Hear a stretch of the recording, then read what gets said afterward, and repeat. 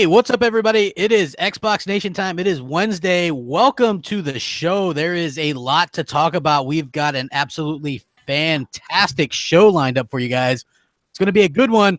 Yes, we were just joking around about how I could not beat the tutorial on Injustice 2. I won't keep that a secret from you guys. Yes, I gave up on it for now, but I do plan on going back to it and finishing that tutorial. I couldn't get the buttons He'll never get back to it. I couldn't get the buttons to react properly to what I was pushing, so I got frustrated, and I was like, I'll quit the tutorial for right now, and then I'll come back to it at a later date.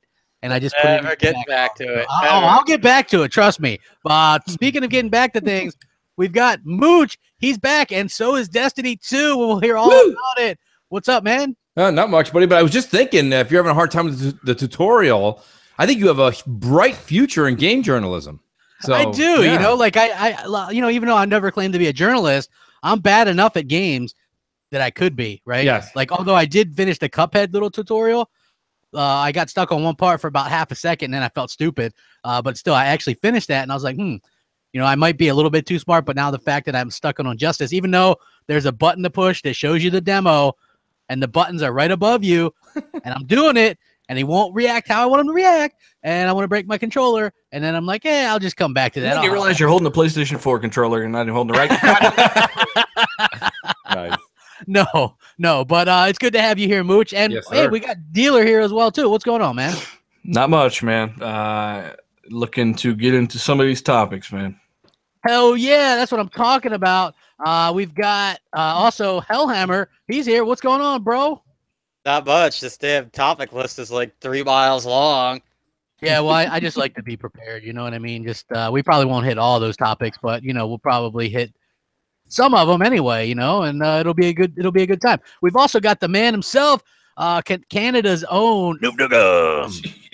Oh, it's cold up here. Hey, everybody, kaboom! Noof Nukem is in the rooms. It is a Wednesday night. This is Xbox Nation. We are here with a great cast of panel members. We got a few topics to get into. It is going to be another fun time, so stick around, hit that like button, and yeah, it's going to be a good show. He's like, and yeah, going to be a good show. Great. That is great. So, yeah, anyway, anybody, welcome to the show. We really appreciate you guys. Hit that like button before we get jumped in here too far. So I guess we can start off with Destiny 2. I know that's probably a kind of hot topic since that just came out. It's it got in 4K enhanced and HDR, which I got to say, the game looks phenomenal. I thought that they did a good job with that. You know, for me personally, like you were saying in the pre-show, Mooch, if you don't like it, you don't like it. But like, yeah, it didn't help. Everybody on the internet's like, you know, looks great. I mean, even you know, shout out to Jez at Windows Central, who I completely respect his opinion. He's like, the game looks great. Game looks great. Too bad it's Destiny. I mean, I was like, well, you know what I mean? I think the example I used in the pre-show was, if you're a vegan, you can put as much lettuce and tomato on that burger as your wife. You're still not eating it. So, I mean, it doesn't really matter. The thing about it is that the game does look a lot better. The game pops now. The textures look great. And to be honest with you, let's talk about the content. I'm about 4 or 5 of the story missions into Osiris, and I'm enjoying it, man. I like it. I think it's a decent story so far. Is it Pulitzer? No. I mean, is it you know, a Stephen King novel? Not really. But I mean, it's what it is. Here I am. We played a lot of Destiny when it first came out. Then we played Destiny 2 when it first came out, and like you guys all said, it fizzled out. And then yesterday, all of a sudden, I get on, and just mad people were jumping into the party in and out. Back, right? And it was fun. Yeah. I mean, well, not even the core group, because they were kind of scattered doing missions and stuff. I hopped in with Xbot, Longshot, Blades, and you know, we had a good time, and it was just fun. And then people were jumping in and out of the group. You know what? I'm totally an idiot because I'm not looking at our screen, but I didn't introduce somebody who's a guest, and now I feel like an ass bucket. So let me do this at the best way that I can. Something about kiss that ring, the Don. Sorry about that, Don. Pretty good. No, it's all good crap. Yeah, you're my favorite ass bucket, so it's all it is all good. But yeah, let's talk about a little bit of that Destiny. Yeah, I kind of feel like this update's a little bit too late for me, right? I kind of played it, and I'm done with it, right? Like, Gotta kind of blame Microsoft though, right, for putting the X out almost at Christmas. Yeah, well, you can say that about the Pro too. The Pro enhancements didn't come until this update right? Right, that's true. In fact, though, I heard somebody say that the Pro didn't even get the enhancements yet as of earlier today. Oh, really? I heard they got them crap, Yeah. but there was problems. So I don't know what that. Somebody messaged me and says that everybody's complaining that they didn't get the update. They don't have HDR or the 4K support. So you're telling me that the Pro didn't have 4K support till now? No, it didn't. They both got it yesterday. Yeah, I that don't was feel the bad plan. about that now, though. You know, I remember I was complaining and stuff like a little bitch, but now I don't feel as bad because, you know, it makes sense. Well, Don's not wrong. I'll tell you this Yeah. much. I don't think Don's wrong. I don't think him feeling that way is wrong. But the thing about it, Don, is I agree with you, but I agree with you on a higher stage. I really, really think Microsoft waited too long to bring the X out. This thing should have been out in the middle of October so that you're getting, you know, just the only game you would have missed was The Evil Within and Destiny. And then all these other games would have came out day and date with the 4K, you know, the Dooms of the world, excuse me, not Doom, pardon me, but the Wolfensteins and things like that. Like, this is the problem. And I think that a lot of people feel the way you feel. And I don't think that's something that I think that hurt Microsoft. We'll find out is it tomorrow NPD or next Thursday? We'll find out soon. Yeah, Well, it just hurts the game, right? So, like, here's the deal. Like, see, not really. because some games you play, right? You buy a game, you play it, right? And if they have DLC, either you adopt a DLC or you don't. Right. I mean, it's no different than any other game. Right. Now, the hope of Destiny is you continue to invest, right? Because it's an Right. ongoing world and stuff like that, right? Yes. But people constantly will jump in and hop out of that game, right? Based on if they're burnout on it, or hey, it's a good deal to buy in at whatever time, right? Their buddies are happen to be playing it at that time. And so for me, like my core friend list that I did play Destiny 2 with, right, they're not playing right now, except for XBot, right? So, you know, it's not enough for me to go, hey, I want to go back and invest in that world. Hey, it looks better. I'm glad they made the improvement. Right. But Here's where, I haven't used one of my old slogans in a while. Here's why you're wrong, Don. Because when Destiny 1 came out, what you just said, it works for almost every game and Destiny 1. The reason that your idea backfires slightly is I'm a prime example. When Destiny 1 came out, I was on the fence. Are they going to give me good DLC? Is this something I'm going to like? So I bought just the base game. And then I bought each piece by piece by piece. And spent like $130 or whatever it was, right? It ended up being like 40 a drop or whatever it was, or 30 a drop. But it was like 3 drops. So overall, but I mean, crap, 3 years for $160? Come on. Hey, I'm not complaining. I'm saying, if you enjoy it, like you always say, man. Went and saw an IMAX movie last week. They shared one tub of popcorn. They're at $160. Listen, I agree, man. It's expensive, and you're getting way more time out of that game. And if you like it, don't let anybody tell you not to. But Don made a good point. But I just want to tell him why I think that this is a different scenario. Is this time around, people were like, well, okay, it's Destiny, and I'm going to agree with all the Destiny haters. Destiny's Destiny. Destiny 1 is Destiny 2. Okay, fine. But then if that's the truth, I, along with many people I know, bought the $100 package this time because we were like, why am I going to piecemeal it? It's not going to be cheaper later.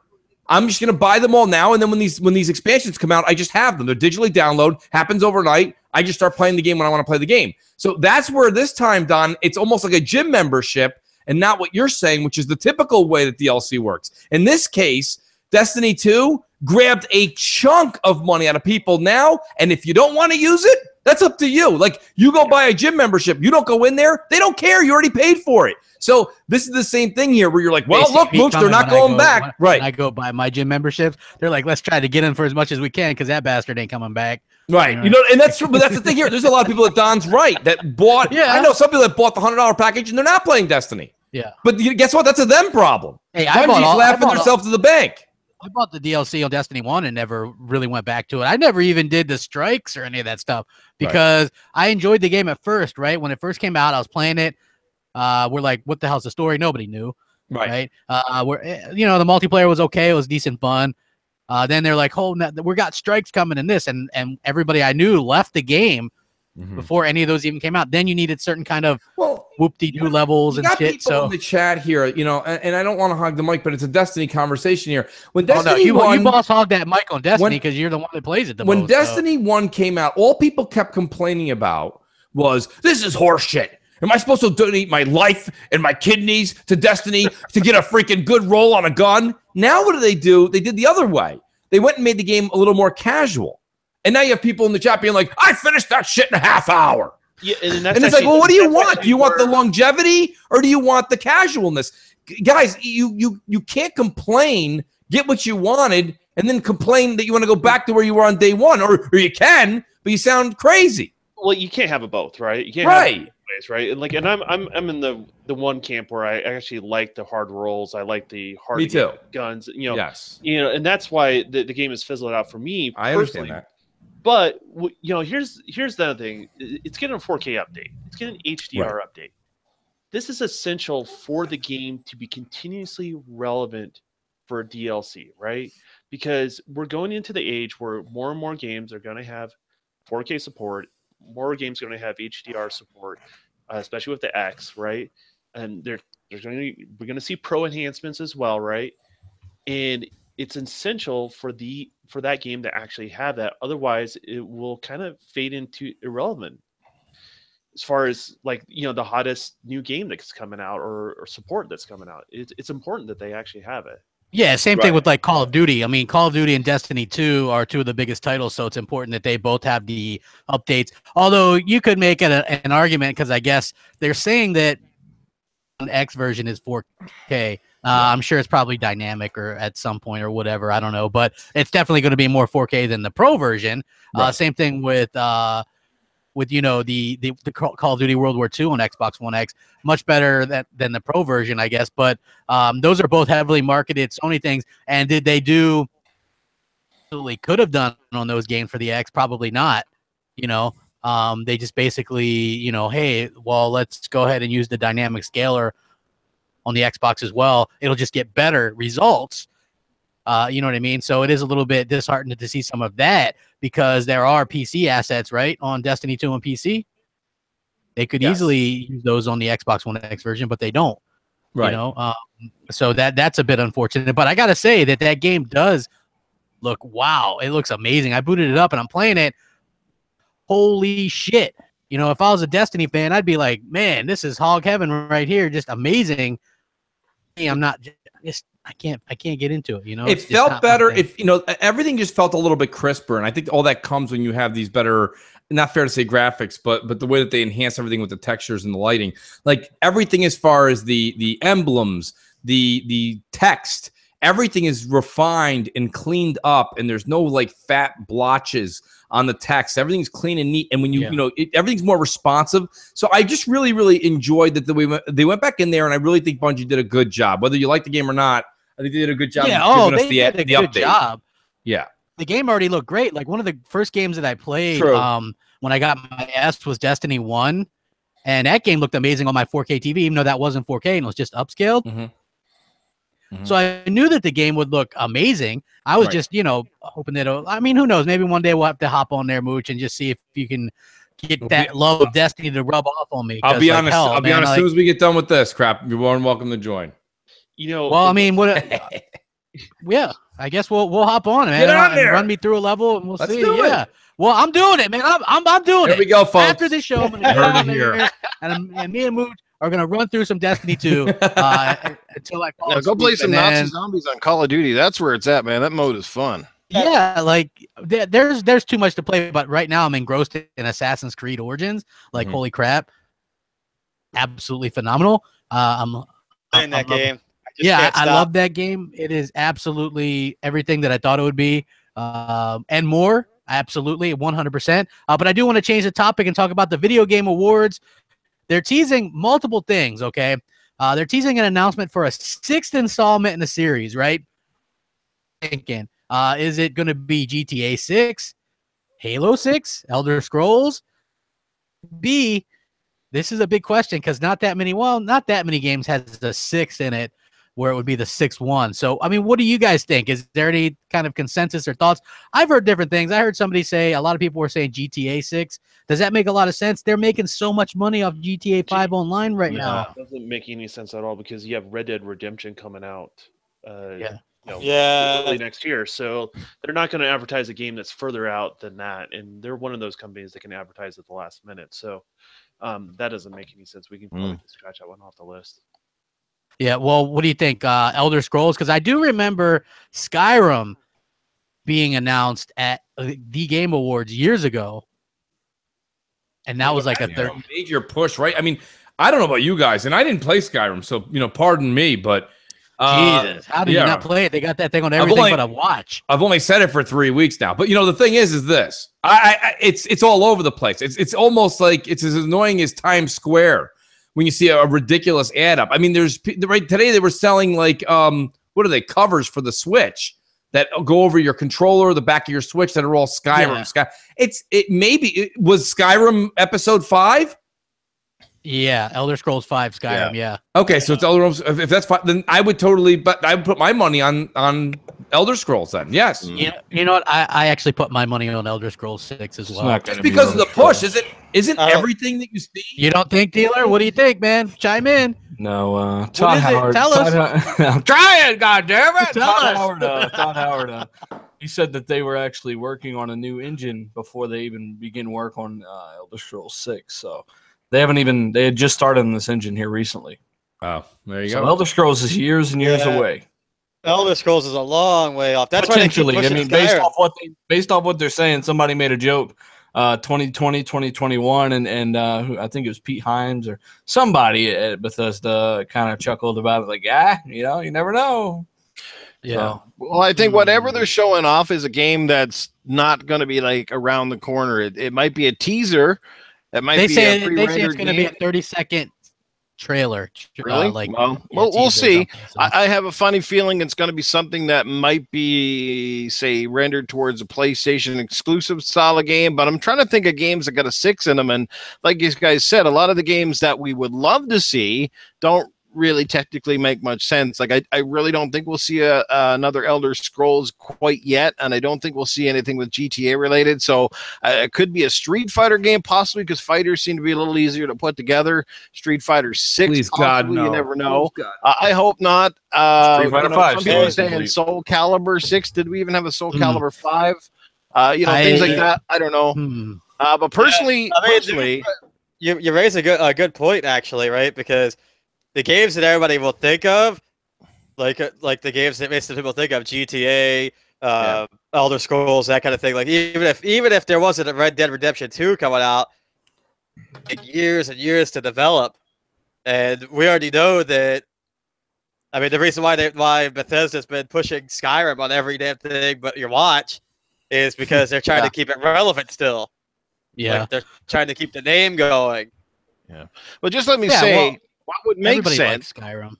if 343 Studios has anything related to Halo ready and can show it, that would be where, for me, that's what I would be all over. If you're Microsoft right now, you need to be all over the Game Awards, and I'll tell you why. Because the Game Awards, I mean, from an awards standpoint and a lot of the stuff, we know that this is going to be largely a PlayStation, Nintendo Switch-centric show with very little Xbox stuff. So if you're Microsoft right now, this is the time and the place to say, our Xbox One X is out. Here's some games you can look forward to. Get those advertisements on that show every second that you can. Make sure it is packed in between the content with Xbox-related stuff. That's how I would be rolling this. And if there is a Halo 6, even just a smidgen to say that is coming to get your fan base reignited and excited for that brand new purchase, boy, now would be the time. Here's the thing. Here's why. That was a great point, though, for first Noof, though. I got to say that. That was Halo actually 6, there's no way. You're telling me that 3 months ago, when you had every camera in the United States on Phil Spencer, he's not going to talk about it there with his 30-second blurb. He's going to do it on a show that is literally a circle jerk for all the gaming media to go out and drink afterwards. No, dude, that's not. This is an absolute joke of a show. Dealer said it 3 weeks ago. He said it last week. He said it the week before. This show is nobody cares. Nobody cares. Like the only thing people are going to do. Some credit. It has gained some steam. Almost none. Go ahead. But I'm just going to say this real quick, right? If Microsoft shows Halo at E3, Microsoft relying on old Halo again. Oh, God. You know what I mean? But, and I'm right. But if they do, and I'm saying there's maybe a 10% chance it's Halo 6, right? If they do it now, if it is coming out next year, wouldn't that fit in with your thing? It gives them enough time to hype it up. I'm just saying. Yes. I will give you that crap. I will give you that. My whole shtick was, They can't have it. They can't mention Halo 6 in June and be like, coming out in 6 weeks. No, they're not going to do that. Well, no, it would have been like 4 or 5 months. 3 They can months. do that, but they can do that pretty easily with Halo. But They can. But I'll say that I look at it from Microsoft have marketing. unveiled games at the Video Game Awards before. Forza Motorsports 4 was actually unveiled there. Yeah, and they've also somebody said that Halo Reach was unveiled there, and they almost showed off that Gears of War Connect, but they stopped that last second, thankfully. It was so horrible. brutally. They brought it out your mic. Crap, Just bringing it Crap, up. you got to agree here, right? Like outside of the Halo, which again, there's a very slim chance that it's Halo, and I don't think it would be either. But you have to admit, I mean, from an advertising standpoint and marketing standpoint, would this not be a great platform to go into Christmas by really pounding it out, like basically owning the show outside of the awards? You know what I mean? You've got to pound it, Noof. You've got to get in there and really pound it. That's what I'm saying. You got to pound that message home. You got to remember something. We can't. We're doing the same thing that people were doing with Destiny, being like, I want this and I want that. We just sat here and said this is going to be a Nintendo and Sony commercial. Now we're all like, everyone's like, come on, Halo, let's do it. It's not going to happen, dude. This show is 3 hours of Sony. Yeah, but wishful thinking. Let's do that off air. Like on air. This shit's recorded. You know what I mean? Like I'm just trying to say, like we all know what this is, right? I mean, you have Norman Reedus showing up. I'm a huge Walking Dead fan, huge Daryl fan. And you can't wait to see Norman Reedus. Norman Reedus is going to come up there. He's going to look like he's high as hell. And he's just going to be like, you know, man, it was really cool posing for those 3 posters. And then Kojima's going to come out looking high as hell. And then they're both going to be standing there, and they're going to be like, all right, so, you know, it is what it is. And then they're going to be like, and now a CGI. Or they'll have somebody up on stage holding the controller, walking in a circle on one map that just, same thing, woods. It'll be like woodsy. A river runs through it.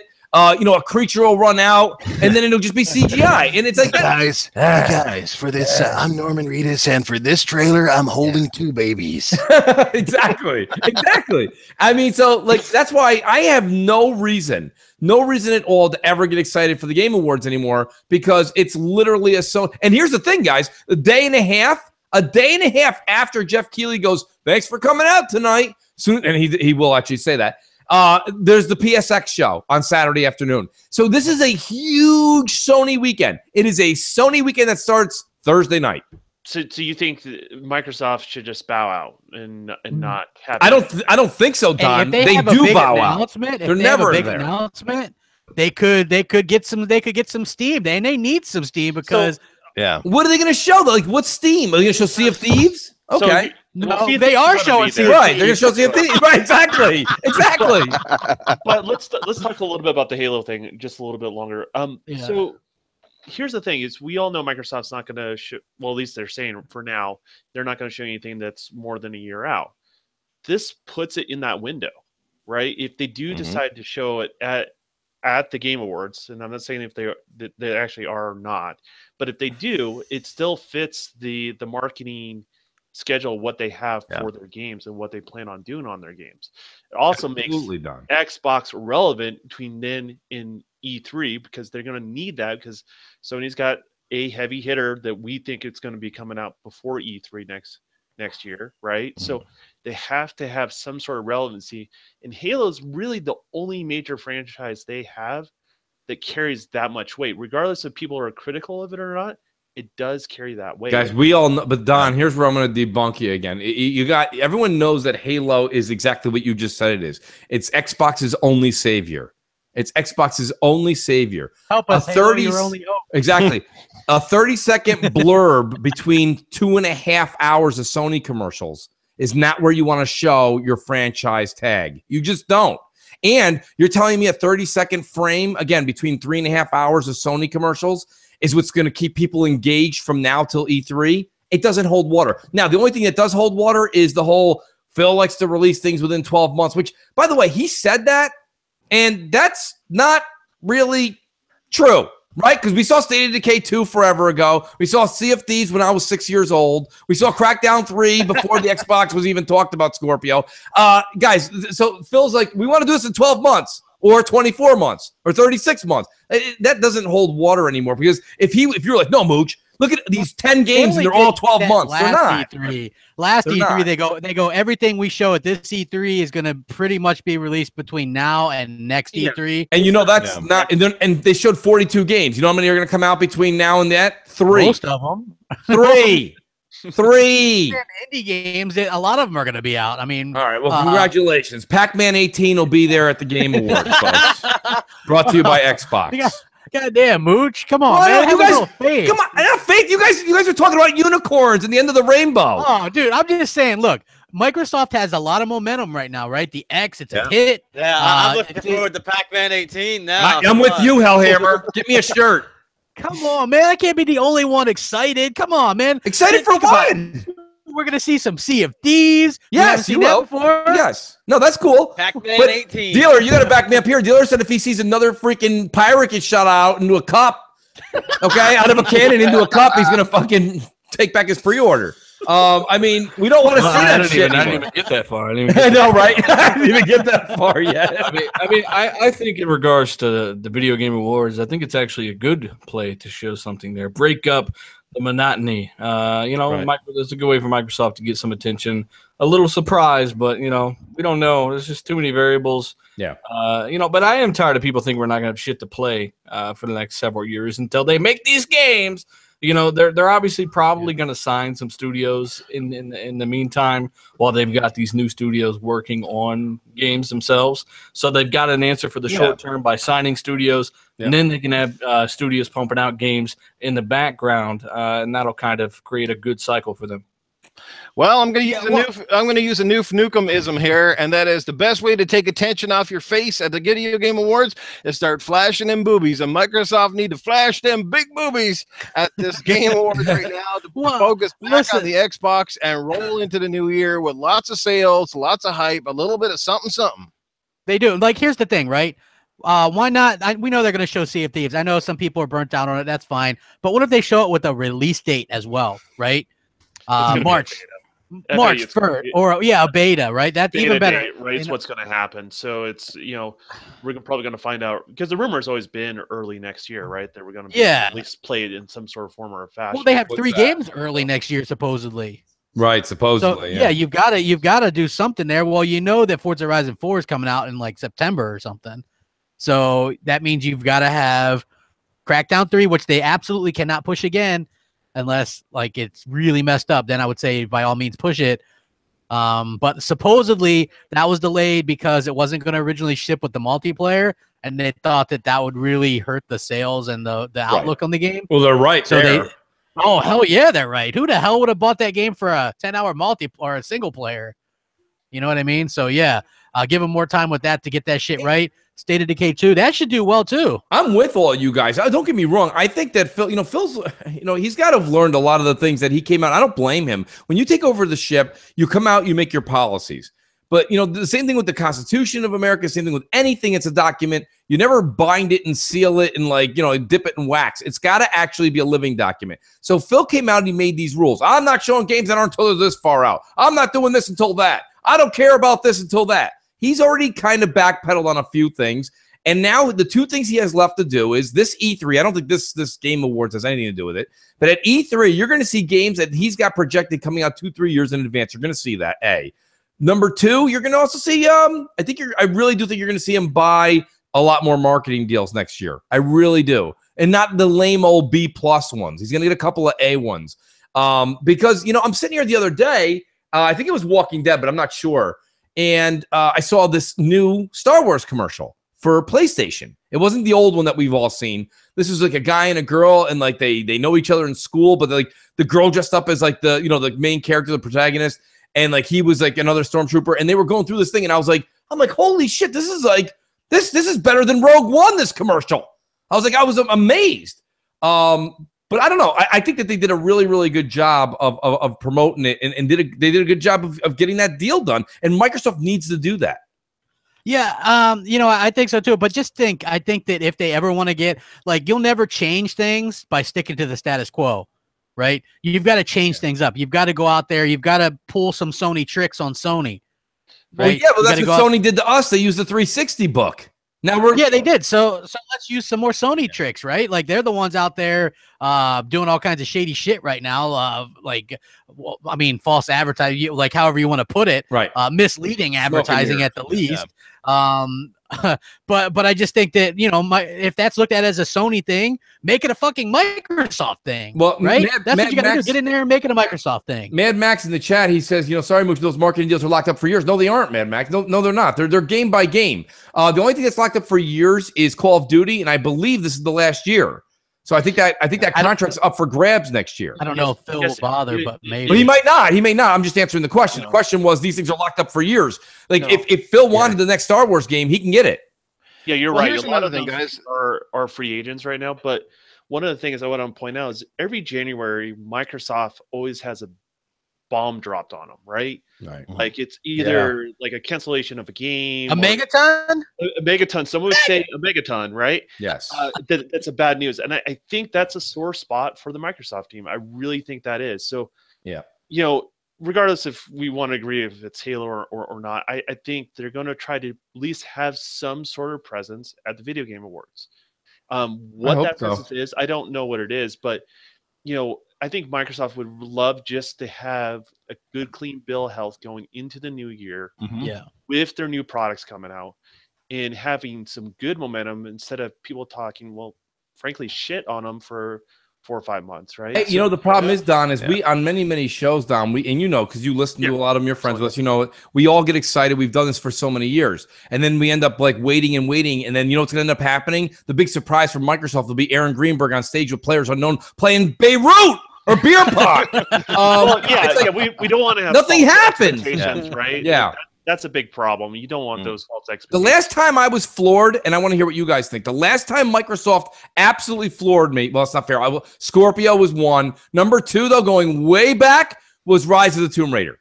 That's it. In this entire generation, it was the announcement of Scorpio, but that wasn't software, okay? And the only software piece that I was like, holy shit, was Rise of the Tomb Raider being exclusive. And it only lasted about 45 seconds until everybody was like, well, when's PlayStation get it? What's going on? What happened? What does holiday mean? What's a holiday? So anyways, it was that they ruined it for me in about 40 seconds. But anyways, you know, that was the last time I was excited was Rise of the Tomb Raider. Right. But just remember here, guys, there's two things that really move this industry forward, and Sony's been doing it really well, and that is momentum and hype. Right now, I think the momentum, at least for the large part, due to, like I said, the success so far of the Xbox One X, is in Microsoft's court. We are 3 weeks away from Christmas, which is still a huge window to make a ton of sales to make some impact here. Now, I don't know what's coming, and I really doubt they're going to show off a Halo 6, but this is the time to really step up to the plate to get fans excited as we head into a new year. Generally, too, the first couple of months, there's always that lull, right? There's that wait where people kind of lose that excitement for the brand, for your product, because there's not a whole lot generally between January to March month, right? So, like, they need to make some noise here, you know, and they got to step up to the plate. I had a great point, but it seems to have floated out through my ass somewhere. You got to carry on the momentum, is basically saying. Yeah, they got to carry on the momentum. So, like, they need to step up somewhere along the line. And the one thing to remember is, well, Phil is in a different spot now than he was even 3 months ago. He's got a new position. He's got the full blessing of Satya Nadella. He's able to make decisions now he was unable to fully implement before because of his position and the approval process. And I also think that, yes, I understand, well, it's hard to speak for your first-party studios that happen to be in England or they happen to be in Japan or places like that where you can't, say, monitor them on a day-to-day basis. But I think anything that's being internally built within the United States or Canada and these places, I think now is the time. I think he may have to stray away from that. Let's wait until the game is just about ready to actually start exciting fans. I'm not saying he's going to go, hey, we're going to pull a Sony and we're going to announce games that are 5 years out. But I think he might loosen the reins a little bit to keep momentum. To say the fans have been asking for it, we got to give them something. As long as it's like it's you know, he's to the point where he feels comfortable that this game is within a workable window, I think he needs to go for it. They need to go for it. Yeah, you're 100% right. They were too cautious after Scalebound and Fable Legends, right? Look, roll with the punches. Shit happens, right? You can't win them all, but you can't sit there and hide in your shell either the whole time. So you're 100% right, Noof. But also, this is what kind of the latest rumor was, that it could possibly be Soul Calibur 6. And the big rumor is that, like you were saying earlier, Noof, that maybe it has more ties as a PlayStation thing, because the rumor is that's going to be on the PS4, PC, but no Xbox version for some goddamn reason. See, that's kind of surprising me, because that particular publisher is not known for that, right? Capcom's known for that. We can argue all those. Yeah, they do. debates. They do that. Yeah, they're known for that this generation, but this the people that do Soul Calibur are not known for that. Their business model is completely different from that. So that one would come as a complete shocker if it actually does come true, to be honest with you, on the exclusive front. Yeah, I mean, Sony is being awfully aggressive right now. They're being super aggressive. They have the lead, but they're actually, with the way they're doing things, like if they do have, say, Soul Calibur 6 not on the Xbox, and if they do have Devil May Cry 5 not on the Xbox, that's very aggressive move for Microsoft, or for Sony, trying to keep Microsoft kind of in the doghouse. Because you guys know, the one thing that I hate the most about shows like PSX is when they show something and all the Xbox dudes are, they're taking their, they really need to take their depression medication afterwards. All we hear for like 2 weeks straight. Yeah. Oh my God, this is, and you can already tell, man. 343 and Coalition need to be doing other projects, people. What's Microsoft doing? Split the teams up. They got to be doing this. And I got to sit there and argue with people nonstop. It doesn't make sense. The games are coming. We've got stuff already planned for next year. Like, chill out. Let's see what they got. We've got multiplayer. We've got lots of good stuff going on. No need to be all pissy about stuff, because a lot of the things. That goes to what New's saying. They need to carry that momentum, right? Because the problem is the Xbox fan base, right? Like, their faith in the product, right, or the brand is still shaken, right? Even though the X is out, they still get shaken, right? Because we've had bad closures of what looked like really good games. Like, just to be honest. And they weren't allowed to enjoy their console when it came out, because it was constantly hated on before it even launched, right? So they do need to win that faith back with their player base that really does like their products. Yeah. So when they have these lows, like, it doesn't hurt them as bad, right? Because we all know if it's on the other side, it doesn't hurt them as bad.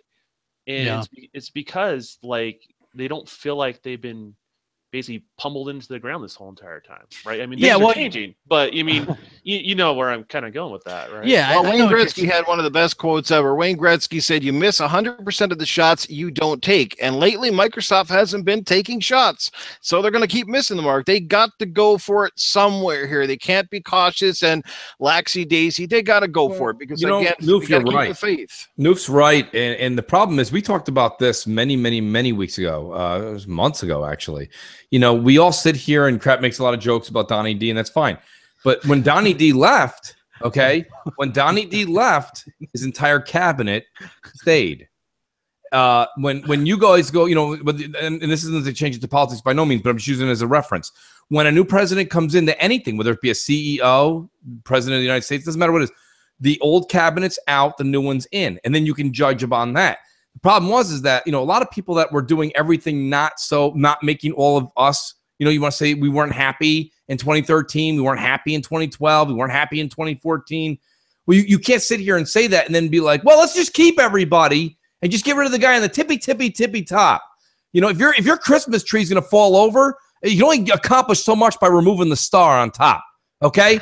You get all the other shit hanging off of it, and everybody else is still there. Yeah. And we're upset that the marketing's not doing well, right? We're upset that they're not pushing anything. We're upset that nobody in first-party games is doing anything. These are the same people. No one's changed its seats. And that's where I think a little bit of this is an issue. Not that you had to wipe and clean house, but they just got rid of one guy. And everybody else everybody was like, okay, we got rid of Donnie D. Now everybody stand up and sit in the seat to your left. Oh, okay, thanks. But here's the problem, Mooch, right? So when a customer's upset, you can't just give them solutions sometimes. Sometimes you gotta.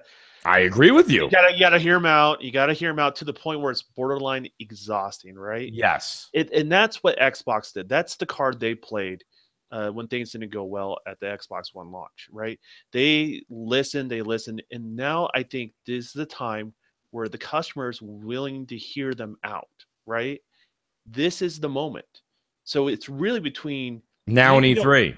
Yeah, if you don't do the Game Awards, whatever. It's right. It is now. Right. I'm not holding them to the Game Awards. Yeah, but you know what I'm saying. Like, right. Yes. This is the moment. This is the time when you've been holding back, because they have been holding back. We all know it. They have been, right? This is their moment. This is their time. If they want to make that impact, they want to get that momentum. They want to be in the positive light. This is the moment where they have to be aggressive. So you agree with me then, Don, what I said a little while ago when I said I think Phil's going to show some of his first party or major exclusives 2-3 years out. He's going to show them way out. I don't think he's going to go that route. I really don't. I think he's. Well, what's it? But when you say it's his time to shine now and it's their turn, what is it? Is he going to get up there and do a jig? I mean, what's he going to do? That's what I'm excited about, right? Not the jig, but you're telling me they're not going to show software. What are we excited about? We have the hardware. They'll show. I have a feeling they're going to show something that's going to carry weight, and this is just me predicting, right? Like it's out. Right, we don't know. Right, yeah. Right, exactly. But I think they're going to show something, and I think they're going to, now that the X is out. They got software that, love or hate what they have next year. They have software they have to get behind, right? It's going to happen. And now they don't have to worry about things being canceled. They're worried about the products they have within a 6-month window right now. Right. That's their concern. So they need to go in on that. And then when E3, we'll see what they have cooking there. And this is the weird lull we're going to have, right? Because they clean the slate at this E3. I'm excited for their basically not showing too far out, and I just want to see where things go between now and E3. But see, this is where Don, the problem I have with that comment though, is if Crap started with a different subject and he started with let's talk about Sony's magnificent 2018, you would be sitting here right now telling me, just like everybody else would be, that you're amazed at the amount of games that are coming out in the next few years from Sony. It is just mind-boggling. It's such a dominant force. So what I'm saying is it's not fair, because depending on which subject you start on is down the wrong path we go down. If we sit here when we start with Sony and we talk about how great they're showing us games that are coming out when we don't even know. That Stranding's 2019 at the earliest. Okay? I don't think showing games that far out is a good thing. I don't think really it's because it loses momentum. Like but the media loves it because it gives them something to run with. Okay, and when the media loves it, so like, but when the media loves it, they push articles, they push videos for the next 2 years, which is what? Free propaganda. Okay, it gets the audience in the seat for 2 years though. That's the thing. Some of these guys are going to probably be out, right? At this point, Microsoft has to start showing games farther out, Don. They have to. We can't sit here and wait for like these indie games to come out and then Crackdown 3 when it works. Well, no, indies don't carry much weight, and I 100% agree with you on that. But they have 3 major games that they have to focus on between now and E3. That should be their focus. I agree. They shouldn't be tripping over their own games that they spend a ton of money on. That we've seen cancellations already, right? We've seen. I mean, Scalebound's gone because obviously either Sea of Thieves takes its place or Crackdown, right? Because that money rolls into something else, right? Think about this too, guys. We're almost halfway through, say, this generation. We're 4 years in now since what? 4 or 5 years, almost 5 years in since the Xbox One came out. These games, they can't be 2 or 3 years out now to wait to show this shit off. And I'll tell you why, because in 3 or 4 more years, we're going to be hitting up the next batch of consoles, and we're going to be showing off trailers for those fuckers. But Noof, guess what? Then somebody didn't do their homework, because Phil doesn't have anything to show. We don't have all we have is Crackdown 3, we have Sea of Thieves, and we have State of Decay 2. After that, your guess is as good as Phil's. Like honestly, Phil knows what he has. I'm kidding a little bit. I'm being facetious here, but hear me out, guys, for a second. What I'm trying to say to you is when I say 2 to 3 years out, because you heard Phil, he just came out and said we're buying things, we're looking into this and that, we're building up our first party. They're doing that now. They can't put up a game out in 7 months. They don't even have a crew together yet. So what I'm saying to you is it is 2 or 3 years away. So guess what? Phil and company Shannon and company have 6 months to put one hell of a CGI together so that we get excited like Sony did to us in 2016. To be fair, they only need to do that for maybe two games. Yes, I disagree with that really because they had Titanfall ready in 6 months. You know, you got to remember that Titanfall is not Microsoft. I know, but they are spending this money in buying games. That's part of this billion, undoubtedly, to cover that short term, as I said earlier. I don't know. So part of that money is going to go into buying some games that we don't know that are in development right now. And then you're going to get the first-party studios in the background churning that butter. Not going to keep games off other consoles. It doesn't matter. Someone hand me a candle. At the end of the day, it's just a lot of pointless, needless negativity, and it's just like we got stuff. It's not needless. We had the worst year in Xbox game history in 2017. We have one bad year. And right now, you have no idea. You have no idea which of those 3 games I just mentioned is going to get pushed to the fall. Probably Crackdown 3. Well, they got stuff for the fall, though. That's the thing. They've had stuff every year. You think this year will be different? They didn't. What do they have next year besides Forza Horizon 4? We didn't know about Horizon or Dead Rising or any of that shit in 2015 or 2016. Dead Rising 4 sold 8 copies, dealer. I mean, what I'm saying is, I'm talking 4. We are going against. But if you want to use examples, then you got to look at your competitor. Okay, you guys are the ones boosting and raving about Spider-Man and God of War 4 and Detroit. Boosting and raving about it. We're saying that it looks good. And okay, so what's going to compete with Spider-Man next fall? I don't know. That's what I'm trying to say. Horizon. I'm not saying that what you're saying is wrong, but what I'm saying is that there's conflicted stories here. There's the stories of 2 Phils. There's the one you just said that's going to go out there and part of this billion is to buy games, this and that. And then there's the other Phil Spencer from 6 weeks ago that's in an article that says, I won't take games away from other consoles. So which Phil is it? But you are talking about 2 different things, right? If you're also talking about not publishing those games as well. Yes. Like when they do that, they help fund that development. The game wouldn't be what it is if they didn't intervene.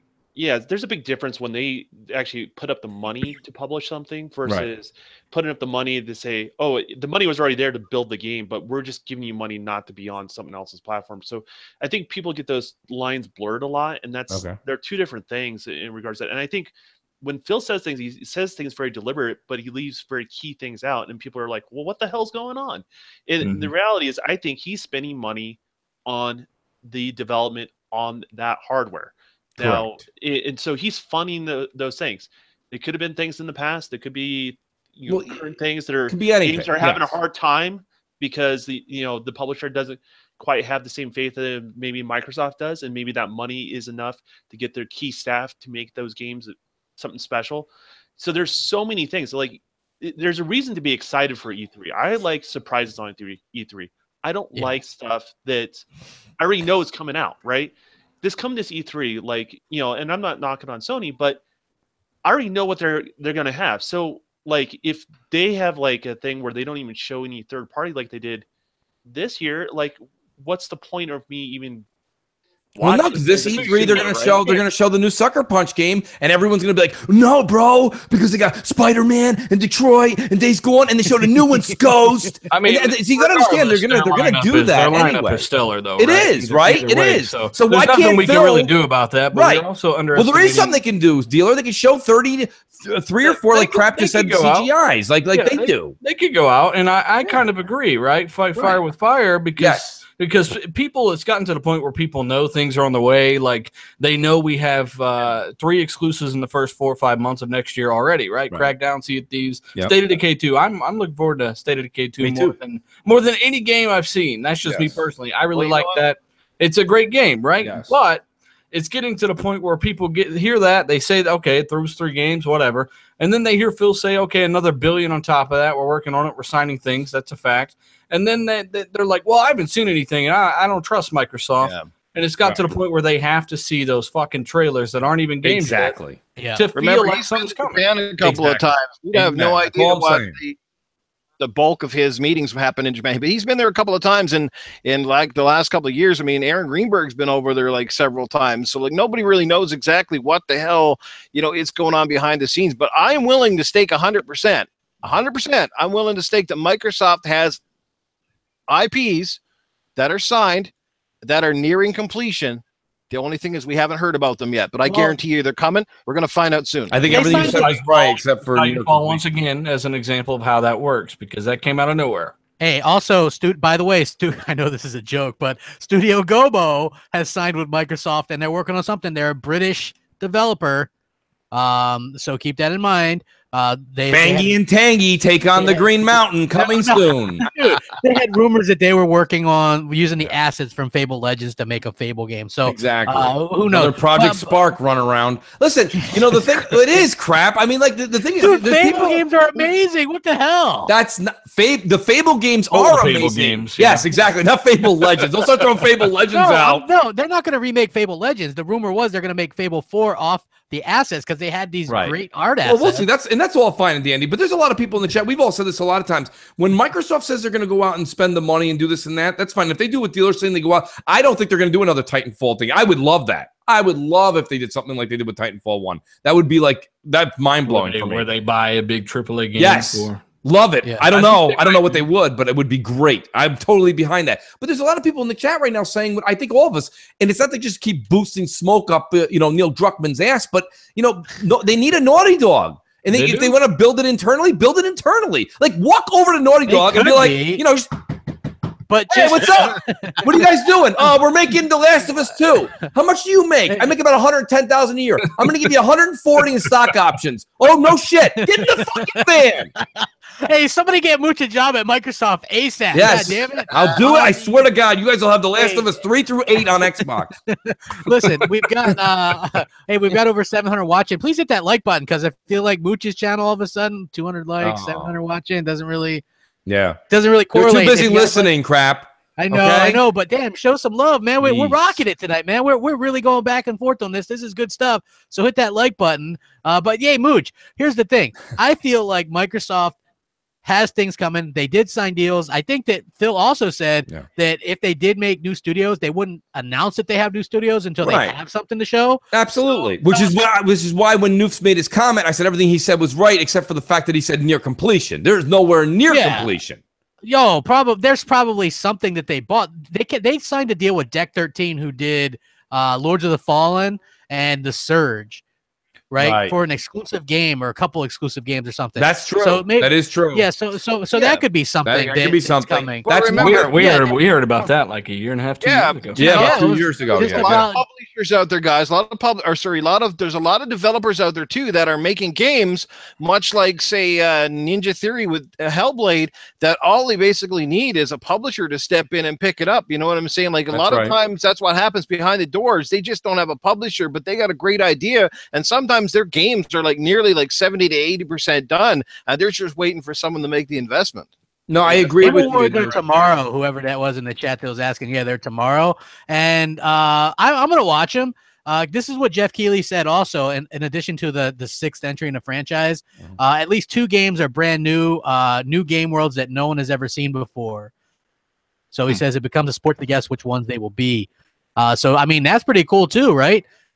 Like that's why I'm watching. I mean, sure, like there's a lot of nonsense and bullshit. And I feel like Jeff Keighley's like our version in the gaming world of David Blaine. He's a trickless magician. He's a trickless magician. Every year, Jeff Keighley does this 3 weeks before, right? And he's just like, he's waving a wand and he's making a fucking cup of water disappear. And we're like, I gotta watch that shit. And then we watch it and you're like, why the fuck did I watch this shit? It's garbage. I mean, I bet you Norman Reedus doesn't even show up. He's probably going to do a cameo from the set of Walking Dead.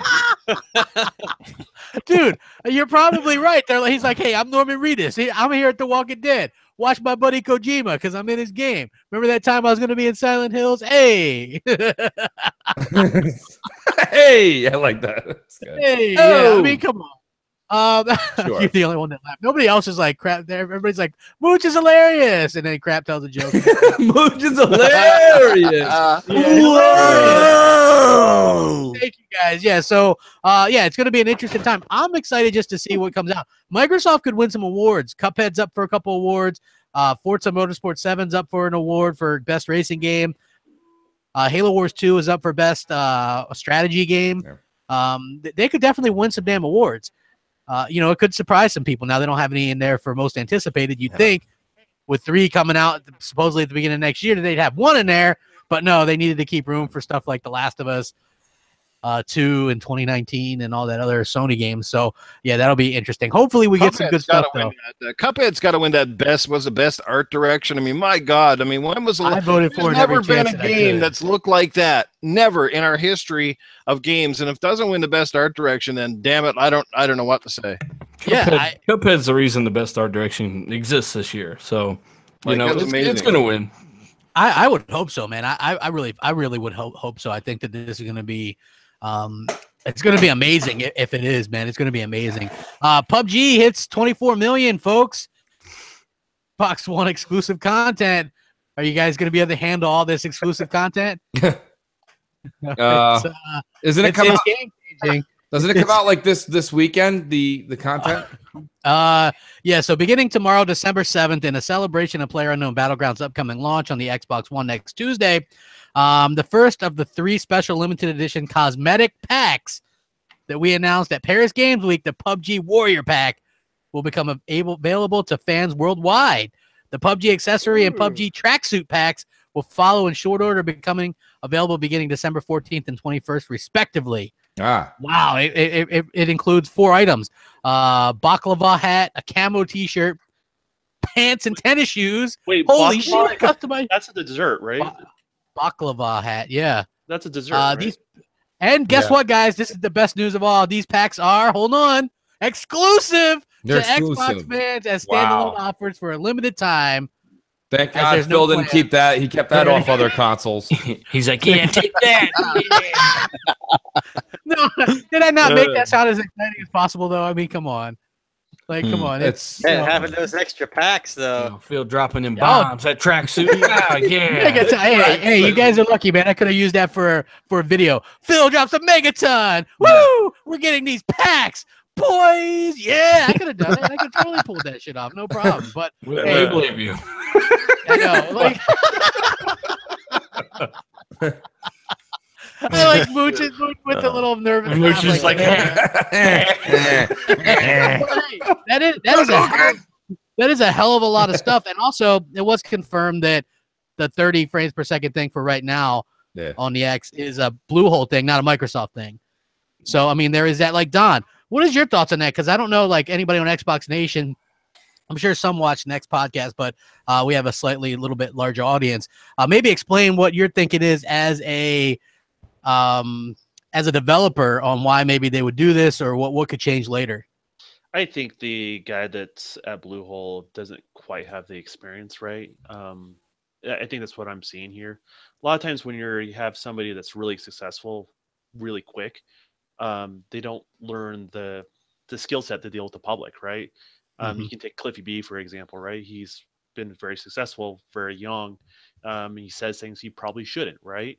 And I think the same thing with the Bluehole. I think that's the goal. The intent is 60 frames per second down the road in regards to that, and see what they can get with the target on the standard S. But I think he just didn't realize the repercussions of when you say something like that out loud and what the blowback is going to be, right? And then he has to backpedal, and then that makes it worse for some people but better for others. And the reality is the difference between 60 and 30, there is a difference, but there are ways to balance that stuff out. To be honest with you, you can actually tether player input to every other frame if you wanted to. This is something that's done in playtest all the time. So you can actually have the exact same latency regardless of frame rate refresh. And two, if you're worried about balance, don't play on a monitor, don't play with an Elite controller, don't play with headphones, which are to me a bigger advantage because you have X-ray hearing. Right. You can hear people around corners, through walls. You can hear them going up behind you. You know that guy's there before he knows you're there, and that's one of the biggest things you can possibly have in a game. So don't use any of that stuff if you're that concerned about 30 versus 60 because. I just can't believe people are complaining about this. You buy a $500 box, and then you whine when you get what the box can do. And that's counterproductive because at the end of the day, separate frame rates, that's just going to keep the S relevant for longer. If you really want the most out of your S, get used to that kind of stuff. That's what I would say. It comes straight down to the latency question, right? That's where everyone's like concerned. And the thing is, dealer's 100% right. Like, plugging your controller just into your Xbox, the difference in latency that's there, and having a nicer TV is more of a difference than the latency advantage by having double the frame rate. And then half these people that are complaining about a difference or a disadvantage don't even have their TV in game mode. So Yeah. you've got like another 40 milliseconds of latency latency if you're not in game mode. So you just really think about this shit. They You know, have Motion Plus on. They yeah, they have their television set on dynamic. I mean, exactly. You know, trust me, one day you might not have the X now, and we all hope that you do. It's a phenomenal experience, but at the end of the day, you're hurting yourself if you cry for parity on this kind of stuff. It's not because you know, we want it to be more like PC, even though that's what you guys love about the X is the fact that you're seeing PC visuals. You want those PC frame rates. Trust me, that's why Wolfenstein's so phenomenal. But you don't want separation of frame rates in multiplayer. Once again, you're just delaying the inevitable. It's just going to happen. It could happen more in the future too. That's the important thing to keep in mind, though. Is parity and balance are two different things, Mhm. right? So, like, they're talking about parity from a visual standpoint. They can still balance that game. So let the developer maybe, you know, ask them, hey, did you misspeak? What about this sort of thing? Like, approach it that way as a community. And then maybe you guys can get a little bit more answers of what the end goal is and how that really affects you versus just assuming. Well, he definitely didn't misspeak. We can rule that out now. He said Because he said definitely. He said we're doing 60 on the X. He didn't say we're shooting for 60. He said they had it at 40 frames on the S already, and before preview, meaning it's above 30. So of course the X can do 60. I don't even think it's a CPU issue. So you know, just accept it, get used to it. It's not a big deal, and when you upgrade, you'll get that benefit as well. Not only that, it's not even a lot of games right now. Like that, it's like one of the only ones would be that and Destiny. Well, no, Destiny is still 30, but they're the only multiplayer games that I can think of that are really 30 frames per second. Where even on the S would be Destiny in that one. You know, most multiplayer games are already 60. You're right. Yeah. Yeah, and in PUBG, it's not. It's you know what I'm saying. This in 2 sound is even bigger advantage in PUBG because you're listening for, let's face it, campers in the bushes, and you know you're listening for that sound, that Twitch reaction, and that extra frame rate people are freaking out over. Probably not going to be as big a deal as you think. Yeah, and another thing to point out too, like there's always all kinds of advantages, even in console gaming, right? Like somebody might have a better, like Mooch, that bastard has an OLED, right? So he can see shit like anybody, right? And he's got that OLED with the HDR and shit. Up until recently, I was one of those people that liked the smaller TVs. Now I got a bigger TV. I'm like, holy shit, I can see things across the fucking map. That's what I've been saying. Don't get me wrong. I know I probably lose the argument with having a smaller, you know, because monitors, people play competitively on smaller monitors. Yeah, they sit up real close to that shit too, though. Like when I'm just sitting back in my chair. I'm 12 feet back. I like having a 65 and a 75-inch screen. I don't like playing on a, people like, I got my new HD, you know, thinking like, I'm like, how big is it? Like, you know, 24. I'm like, 24? That come with a pair of spectacles? What the fuck? Well, hey, the people that get those are the people that do like maybe sit close, real close to them or whatever. Yeah, I get it. Don't get me wrong. There's a purpose for each. I get that. Myself personally, again, a lot of this is like, you know, I don't game competitively. I game to have a good time, man. You sit down, you put your feet up, you have a drink on the coffee table, and you're playing a game. Like, I'm not sitting there like using my wrist to wipe the sweat off my forehead, and I'm like, all right, kids, give me a sip of you real quick. I can't put the controller down. No, 2 more kills until I break the world record. No, I'm just fucking hanging out, having a good time, you know. So it is what it is. I don't blame you. And crap, now that you got that size TV, you're not going back to a 24-inch screen. Well, I was never on. I was like around a 40 or something. But I wanted to address potential advantage the S might actually have over the X, believe it or not, and that's draw distance. So if somebody's on the X and you've got really good draw distance and foliage density, you know, they might be a mile out camping, of course, because it's PUBG. And the S guy is way out, and the S can't draw the grass at that distance. On his screen on the S, he's just looking at some idiot on an X hiding in some grass that's not there on his screen. True. You know, professional players play with all that stuff all the way down so that no one can hide in the bushes, you know? And that is true. Game balancing once again, right? Like they need to balance that sort of stuff. And, you know, and here's the thing, and I saw GKB say, hey, if it does 60, let it do it.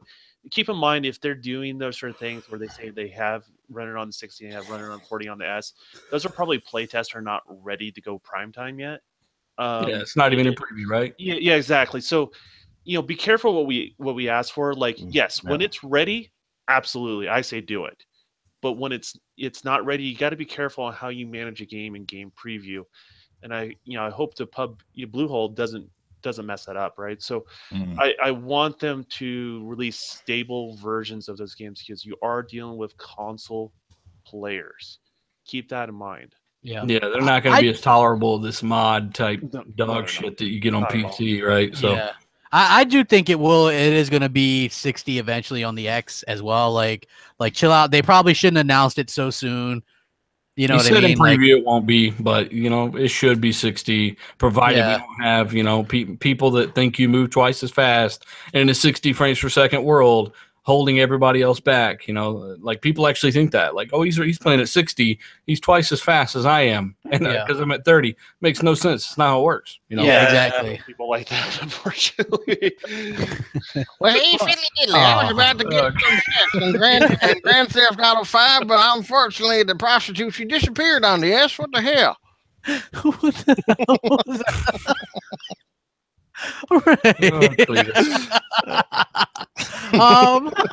Fiddly diddly. Okay. Here's Microsoft doing something that Sony did. This ties into what I was talking about earlier. They gave Xbox One X consoles to like the store heads of GameStops like across the US. Like gave them to them. Here you go. Enjoy. This is something that Sony did back in the day with the PS4. And now you see like the GameStop people, they're like, hey, thanks for the console. It'll be great on my new 4K TV. Now this, I think, is a great move because obviously it fights fire with fire because that's what Sony does. Also, hey, you might just get some of these GameStop douches to maybe be on your side a little bit because I know whenever I go into GameStop, it's usually a Sony freaking orgy. Everybody's like, PlayStation 4, baby. Woo! Like you get that game on PlayStation, and I'm like, no. Yeah, if they're playing on the X, they're a little more likely to say, you know what, this is a good piece of hardware. Maybe I will. Yeah, that's what. Oh, by the way, you do need Kinect though. It does need Kinect still. So yeah, you need Kinect because we can't just flip a switch there. But I mean, you need online. But hey, the games look great. Mooch, I know you got to have some thoughts on this. I know a lot of people that work at GameStop. I go in there, we shop, you talk to them all the time, and they're all a lot of them are Sony fans, man. And I didn't know at this time. When I was talking to them when the X came out, I didn't know about them getting free ones and this and that, and they didn't mention that. But they were saying something along the lines of they're like, the X is all right, but I'm going to stick with my Pro, and then I think maybe down the line I'll pick up an X. Here's the other thing. Microsoft gives these guys that. You see all these big YouTubers and like big media outlets, right? They're like, well, I already own all these games, so I'll be giving all these codes away. These guys that have X's, they're going to sell them. Like these GameStop guys, they're just regular dudes that go to work. They don't give a shit. And most of them aren't as hardcore as all of us in the chat or on the show. So, I mean, they don't really care. Like they're just there to punch the clock. So if you're going to give them a $500 box, especially the first week it was sold out, they probably sold it for $700. You know what I mean? Like they don't care. I think doing that $700, right? Absolutely. So my whole thing with that, I didn't mind what they did with the YouTubers and the media. That's fine. That's something they should do. If you're doing that, you might as well just walk underneath any freaking big city bridge, start handing it out to bums. Here you go, guys. Here, good luck. Here, if you don't like it, you can't plug it in. You can float on it. See you later. It's nobody used it. GameStop is predominant. I don't know how they managed to do this. I really don't. I don't think they put it on the application. What system do you play on? I don't think that's a questionnaire. But I mean, for some reason, they're all Sony people. There's one guy that works at mine that's an Xbox guy, and they shun him. They shun him. He sits in the back and puts stickers on boxes. They actually ask on the application, like what systems you own. Do they really? Prefer and stuff. Yeah. There you go. At it before. There you go, folks. I'm telling you, they're all Sony guys where I am. All of them. Well, yeah. I mean, it's interesting how this stuff goes. I mean, but the thing is, a lot of them are so uninformed for working at GameStop too. Like maybe you expect that from Walmart, where like Walmart will be like, hey, here's your Wii U game, and it's like a Wii game or something. They just punch the clock, crap. Let me tell you guys what I caught this chick that worked at GameStop, what she was saying to people when I went and picked up my X. She was telling people that she was selling, of course, hard drives. She was telling people that Call of Duty was 70 gigabytes right now, and every game in the X adds 100 gigabytes. So you're going to want to buy this external hard drive. So 170 gigabyte file, right? Now I look at it and I'm like, this game's only like 50 gigabytes. That's another big misconception is every game is massive. Battlefront 2 with the best textures on PC is like 56 gigs. Assassin's Creed is like 44. You know, it's just not true, man. There's the Quantum Break's like 100. That's big. But, you know, no game, there's very few games that come even close to those games that are 100 gigs. And there's like 3 of them. Yeah. Well, one time I was at GameStop with Hellheimer, and they were like, "You want to buy this 2 terabyte external? This will fit like all your games in there, like every game ever." Yeah. And I just ever made in the future too. Yeah, in the future too. And I remember just me and Hellheimer were like, "Jesus, like that person's gonna like feel bad." Really? Well, you know, I mean, the other thing I recognized when I walked into the store. So I went there for the Super Mario Odyssey release, right? Every employee's wearing Cappy. You know, the Cappy hat. Everyone's got their Cappy on. Everyone's wearing Nintendo or bust. The whole store is decked out in freaking Nintendo. Everything. I went there for midnight release of the Xbox One X. Nothing. No one's wearing a green shirt. There's nothing going on. One guy's wearing a PlayStation or fuck you hat. Right? Nobody. I go, guys. I even said to the guy I know, I'm like, bro, nothing? When he goes, what do you mean? I go, no lanyards, no buttons. You guys, no flair. I know this isn't Fridays, but can somebody put on a fucking Xbox shirt? Like they didn't do a damn thing. Gaming Forte. He's the guy that got an Xbox One X from Microsoft. He's in the chat. He says, "I'm a store manager." Yep, I see it. I'm a store manager at my GameStop, and my store is 40% Xbox and 60% PlayStation. That had been my post that Crapgamer Review saw on Twitter. Yeah. Was your post actually. And it was cool that Microsoft was doing that because it just goes to show you, like, if you have a 40% Xbox, 60% PlayStation store, that might help you. You see what a good console it is. Because I know Xbox One got a bad rap when it originally launched, right? People hated on it for a lot of different reasons. A lot of it invented. To this day, there's people that believe that it was never going to play any type of used games, that you needed to be plugged in online 24/7. It was really just a check-in once every day. You know, and I'm not saying that that's any better. I'm just saying there was a lot of misinformation out there, and a lot of it was Microsoft's own damn fault, too. I still get on like almost a daily basis where I run into one person who's like maybe more of a casual gamer, like just a Call of Duty player or that. Not saying that that's, you know, 100% casual, but that's like all they play. That think that the Xbox One still has to be online all the time. Yeah, they're like, hey, go ahead, Don. No, I didn't mean to cut in too sharply there. But, you know, we've all met people that hate something because they can't have something, right? Yeah, good point. You know, like, and I think there's, you know, Microsoft knows this, right? They know there are certain people they won't win over by giving them that console. They know that, right? They're playing the odds. But they know there's a certain group of people that are just going to simply hate it because they can't afford a new $500 console right now, right? Because they don't have it, and so they're going to justify their initial purchase, which is the competing platform.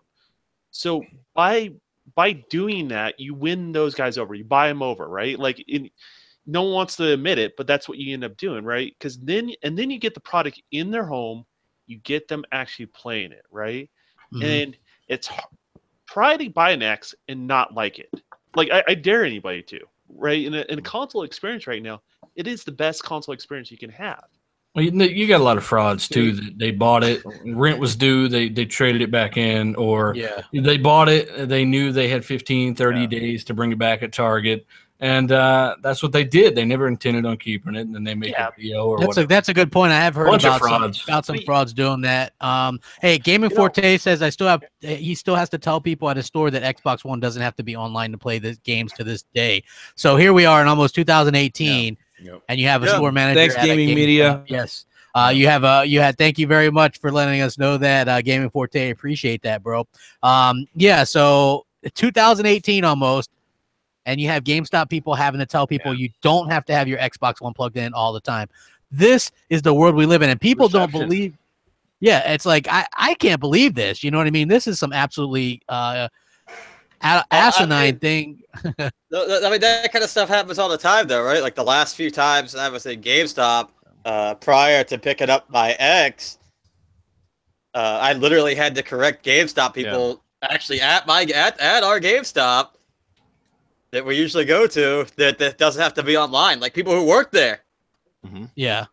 Yeah, perception Like, perception is everything, man. Like perception when you walk into a store and you look at the shelf space, you know, it's like back in the day, man, when the NES was going against the Sega Master System. Master System was a hard son of a bitch to find.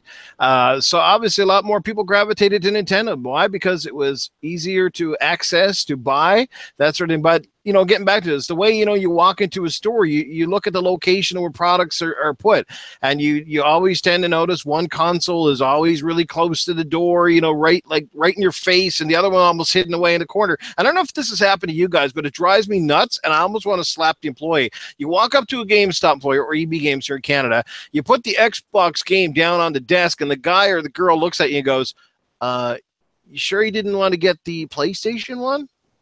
And I'm like, do I look that effing stupid? You know, like I don't know the difference between a green disc and a blue disc. Like, come on. Like, I hate that because it's like, Titanfall developers got messed up a couple of years ago. But has that ever happened to you guys, though, where they're almost trying to put you off on the other brand and you're just like, really? Yeah. I mean, that's what it's come down to, man. It's like, hey, it's PlayStation or nothing, you know? And it's like, hey, man, like that does get kind of annoying when they're like, hey, for the PlayStation, right? And you're like, no, Xbox, you know? Like for me, it's pretty much everything Xbox unless it's a PlayStation exclusive. But now you can look at them like they're stupid when they do that. Like, what do you mean? I want to play this at 1200p? Yeah. No. 1200p. No, Well, guess what? Guess how many extra blades of grass I got, bitch? Yeah, exactly. Grassgate. That's what I'm talking about. You know, we've got to get this thing rolling. I actually kind of wanted to do this for a little bit. I want to talk about some of our biggest disappointments, gaming related this generation. For me personally, obviously Destiny 2 is a big one for me. I know Mooch groaning. But I was kind of excited. I liked the beta. Just when the game actually came out, it was just kind of boring, more Destiny. I don't think you can say that though, Crab. I don't think that's fair. I'm not saying it's a bad game. I'm just saying I'm using you as an example. And yeah, you can't not like you don't like Dark Souls, right? So you're gonna say Dark Souls is the biggest disappointment. Like you don't like Dark Souls. So how's Dark Souls 3 a huge disappointment when you didn't like 2 and 1? Here's the thing. Like I didn't per se hate Destiny 1. I was like, well, they needed a better story, and supposedly this. And they did that. Yeah, but it was like, I don't know, it wasn't good enough. It was longer and more in depth than Star Wars Battlefront's 3. Well, Star Wars Battlefront is a weird story. I don't know, but you know, okay. I would say that Destiny 2 found the best way to fuck that one up. That's for sure. Yeah, they did. I would say that. I mean, like I like Battlefront 2, but obviously EA I like it too. That. I do. Obviously, EA killed that before it had a chance to even do anything. I would say that, you know, the other kind of disappointment though is usually a mechanical issue or something that came out that was just atrocious. Yeah, I wish that Sony atrocious. I wish that no, they're not. These aren't bad. Look, I don't really play bad games, right? So it's not a problem. Like it's not like I play bad games. So disappointment just means it didn't really live up to expectations. Okay. So I'd say that no VR by Microsoft. I know that's going to get some groans too. That's a bit of a disappointment so far. I'm sure that they're going to rectify that next year. But Destiny 2, no VR, maybe Battlefront 2. This whole loot crate phenomena thing, that whole situation, that to me is hugely disappointing as a gamer. Then they get crushed again when they put it in UFC 3. Like, right? I don't know if you've noticed. Yeah, that like. shit. Yo, like what the hell is EA thinking? You know, like it's you know what? EA cannot wait for this year to get over, right? They are like get us the fuck out of this year because we want to get on to next year. The bottom line is, EA, you're going backwards. You're fucking yourselves up. You can't keep doing that to yourselves because it's not going to end well for you. You're going to get voted worst company again, and people are going to really, really start avoiding your products. Star Wars Battlefront 2 should have been a great game. You guys blew it. It's a disappointment. Some people will say Mass Effect Andromeda, and I would agree with that too. I like that game a lot, so much so that I got it on PS4 as well. But still, that kind of killed off that franchise with how they did that and handled that. Another EA thing. EA, again, man, you guys get your shit together. Anybody else have some disappointments they want to share? Mass Effect. Well, you know, and you've heard me stand up for this game before because people act like it's a 55 on Metacritic, you know, when it's like a 75. It's okay, and I didn't realize how much I didn't like it as much as the other ones until I started to go through it again. I was like, oh, man, this beginning is horrible. It's really bad. I don't like the beginning. So if you want to know what I'm talking about, just start another playthrough. And you're like, I don't want to do this again. So Mass Effect's definitely one. Star Wars Battlefront 2. I thought EA they had it with this one with all their little stupid fucking pro-consumer advertising, and then they decide to mess it up for themselves. Xbox One X, though, is phenomenal. So I don't know. So far, it's just been great overall. I mean, I can't even think of many more. I don't care about VR. You know that. Yeah. I'm just saying. Are you limiting it to Xbox crap or just no? Gaming? It could be any. Gaming, I would say probably like, coming from being an Uncharted fan that I am. I thought Lost Legacy was. That was a bit of a letdown. A huge letdown. You know why, Mooch? In my opinion, because they tried too hard to be Drake and yeah, and that's the same reason that people kind of get mad at Halo 5 with the whole lock thing. The same thing. Like listen, guys, I know this isn't why we play Uncharted. Exactly. Like, you know, I used to get pissed off before we changed it to games. I used to get pissed off when I used to see somebody who had an amazing like comedic run on TV. Like, you know, like I'll pick on Ted Danson from Cheers. He was like, I don't want to do comedy. And he went and started doing like serious movies, and the movies like tanked. And it was like, yeah, dude, you're a comedian. Stop. I mean, he wasn't really, you know what I mean? He did comedic series. Like, do what you're good at. So, like, if you're an Uncharted fan, I want more Nathan Drake. I want more Master Chief in Halo. Like, and there's nothing wrong with that. You can change the story and still keep the main protagonist. They're sci-fi, for God's sakes, or video. I know Nathan Drake's not sci-fi, but it's a game. You can do whatever you want with it. You can go the lost years of Nathan Drake. Okay. You know what I mean? These are the years that we didn't cover, 26 to 32. What they can do with Gears too is the Pendulum Wars, like the very beginning of the Locust thing, right? Like, there's a lot of lore left with all of these games. Absolutely, done well. I don't think people will care. Yeah, Lost Legacy for me was a disappointment for sure. You know, the PS4 Pro for me. I know the Pro came out last year, not 2017, but I bought it in 2017. And I don't know. I just didn't.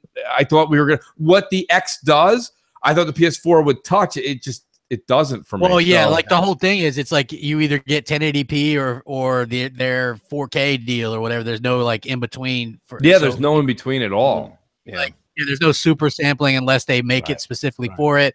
Not every game support like is better played on it. It's just one of those weird situations, you know. So I definitely see that kind of disappointment there. Like on the PlayStation side, I would think that I actually was disappointed. I know like everybody's like they had such a great year with the exclusives, but honestly for me, it was like the only things that I would say that the average consumer would want would be Horizon Zero Dawn and the Uncharted DLC. Maybe the racing Horizon game this year? Yes, right. Early, yeah. That then add that to the list. Absolutely. For me, I got to go with Dealer. I got to go with a lot of you guys who picked Mass Effect because it simply was the most anticipated title for me above all else this year for me. I remember talking about that game for weeks leading up to its launch. I was so excited. And again, and Dealer hit it on the head. Like, it's a good game. It's not amazing. It had so much potential to be amazing, which is probably the biggest gripe overall, but it drags out. It's a bit of a slow start. I tell people you got to get a couple hours in before you really start to enjoy it. And then it becomes a grind. There's just so many unnecessary missions in the game that take you out of the immersion. Like, go to this planet, go to that planet, then go back to that planet.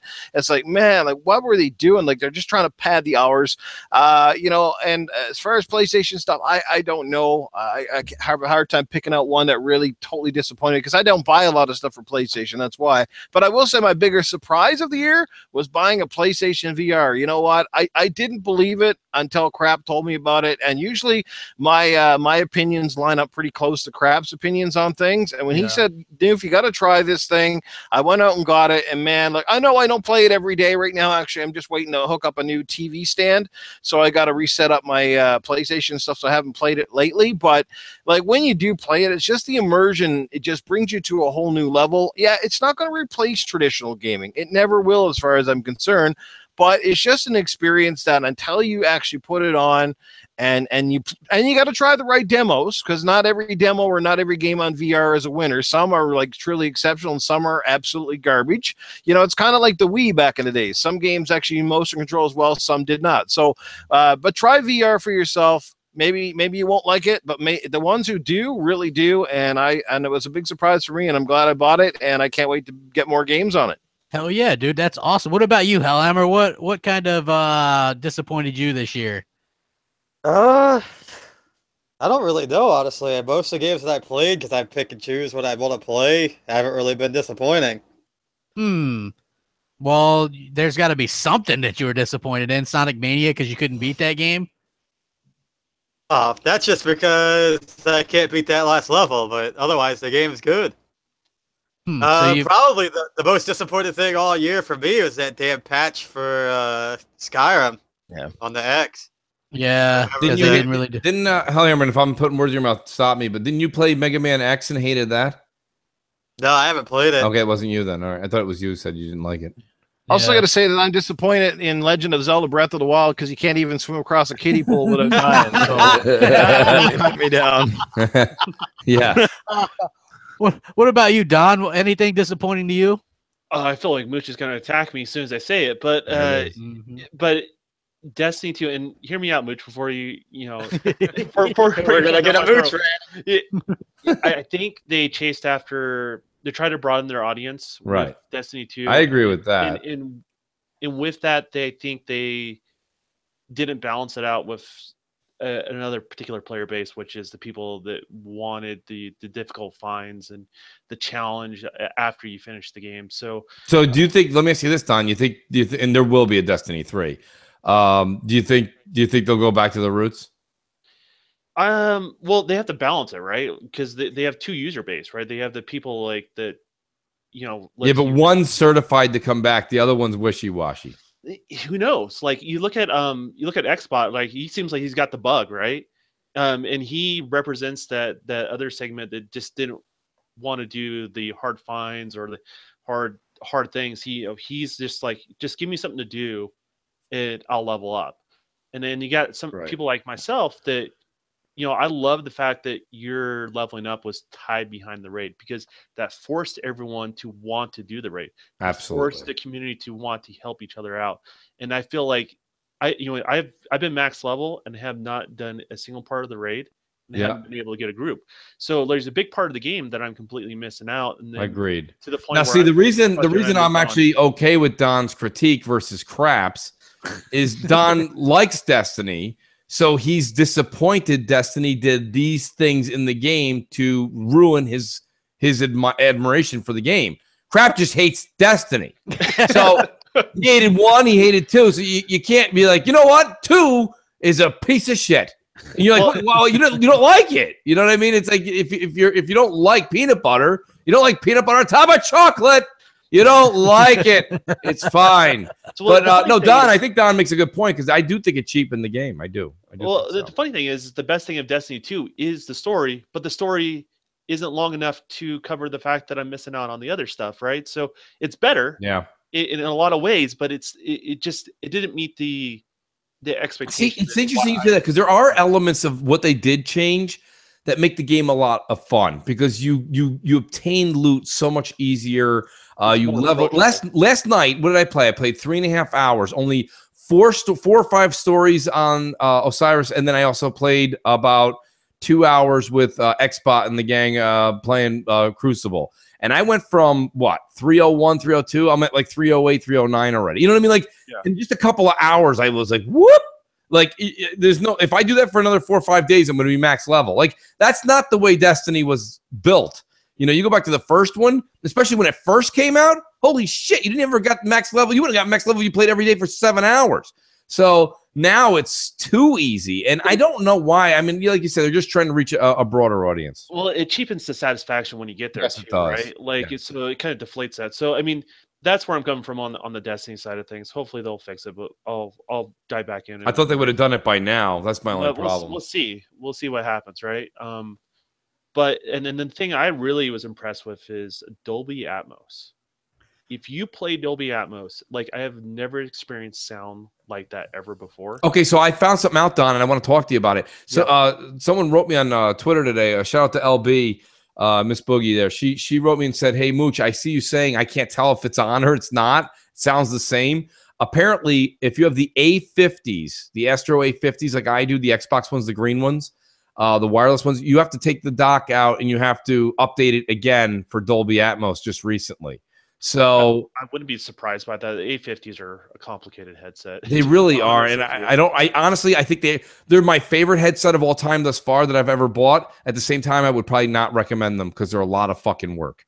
Yeah, I've had a lot of issues with people with mic problems with those. But the mic is okay now, Dom, but I'll tell you, there's so much upkeep. It's ridiculous. It depends on what generation you have. I have the Gen 3s, and they work really, really well. Hey, that's Yeah, not the real Gen mic 3 and the Gen people 4s are guys good. in the chat. That's fake mic. Yeah, that's not Mike. Just saying. he got a ban. Yo, he got those missing 6 letters. Yeah. So I mean, now we can flip the switch a little bit and talk about the things that we're actually like are excited about this year, our favorite things. And there's a lot to be excited about. Obviously, Xbox One X is the thing that I'm most excited about. Kind of reinvigorated the love of gaming, and just to be able to get that kind of quality to go with like the 4K TVs and things like that. I think that's absolutely phenomenal. Also, I have to say I was really, really surprised by Assassin's Creed Origins, how it's so different but kind of familiar as well. I really like that game. I think it's absolutely amazing. Oh, that for me is the best game for the year. Yeah, I was also really, really pleasantly surprised by Sonic Forces. I know it got a lot of hate and stuff, but I like that game. I thought it was very underrated and quite a bit of fun. Also, very surprised to South Park Fractured But Whole. I had a blast with that game. Like another really, really good game. Just I'm really thrilled with how they did the updates and stuff like that on the Xbox One X. You wake up, then it's like every day is like Christmas when you're an X owner. You wake up, something else got updated today. Something else is getting this or getting that. It's a really cool feeling. It's Microsoft is always doing something cool. It's like, oh, we got original Xbox backwards compatibility, another cool thing. They did 136 or 140 360 games this year backwards compatible. Just a lot of cool stuff. I got a Switch this year too, so I guess that's pretty cool too. But mostly the X, man. That's the stuff that I'm most thrilled about. What about game gifting? And like that's an underrated thing. Like right now, it's huge. Yeah, out of the blue, shout out to the community. Like they'll send me things and like I'm like, thanks. And then sometimes I already have the game and I hit them up and follow them and just somebody else I will play with and just say, hey, just keep the money, no big deal. Right? But it's such a cool thing. I mean, this Christmas, all my nephews are getting games through game gifting. Hell, Mooch gets a game through game gifting every goddamn day. Yeah. I was gonna say I do want to agree with Don. I do want to thank the community. You do sit there on the couch just the other day, and all of a sudden my phone and the TV and everything goes off, and it's like, and I'm like, I get an email, and I'm like, what the fuck? Everything's going off in the house, and it's because you get an email notification, you get it on your Xbox, and then you get it on the Xbox app on the phone, and it's like, so and so donated this game, game gifted you that, and I'm like, it's like awesome, and it's great because I have a lot of the main titles already. We all have most of the main titles, so a couple people have been down, giving me some really cool indie games that I never had, and that's cool. Like I know they're only between $2 and $10, but it's the thought that counts, and it's awesome. Thank you. Yeah. Let's be honest too. Like a lot of times, gamers get a bad rap, and they're some of the most generous people out there. They are. Like, yes, they really are. Like sometimes we get a little excited about certain things, I should say. But the reality is they're very giving people, and the cool thing is even if you got the game, you can pass it on to somebody else, and that's usually what happens. I mean, you guys have MC Mornings, that platform, and how many times have somebody given something to the show and they're just like, I already got it, just give it to somebody else, and right. or they don't have it, but they're like, just give it to somebody else. Yeah, that's what happened. Somebody donated the game to me, and I already had it. Oh crap! And then there was someone who wrote to me that day and was like, hey, if there's any way, so I just took the code and I gave it to somebody in the community. I mean, like it was, it's really cool because what you do is you keep paying it forward, and it's nice. Yeah, it really is. Yeah, it's cool. Well, I think other gamers generally want to see other gamers have fun because we know, what it's like to feel like you're part of the community and when you can associate and, and enjoy conversations with people that like the same games that you're into and stuff like that. And we know that some of us, been fortunate to be able to get lots of games or consoles. And there's a lot of people in our community who unfortunately, they're on hard times in between jobs or not making a lot of money, got kids and everything else, and they can't get all these games. And it feels really good when you're able to give back, especially to those who are finding it difficult. It couldn't even be just one game, but hey, it makes their world. And we saw another generous act in our community just a few days ago. I don't have to mention. I think probably know what I'm talking about. But one of our good fellow Xbox fans, ended up with an X thanks to some members in the community, which was just an amazing gesture, and it warms my heart. It's a nice thing to see. So yeah, that is pretty damn cool. I see a lot of that stuff in the community too. People actually are quite good and friendly, and I know that mostly the people notice like a lot of the bull crap and the troublemakers and things like that. But realistically, there's a lot more good going on. It's just that's not as noticeable.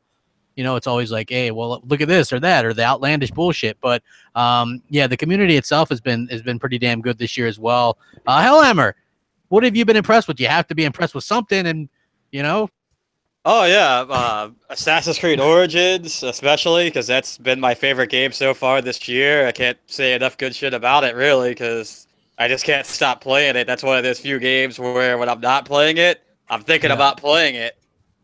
Yeah, it's that damn good. I agree.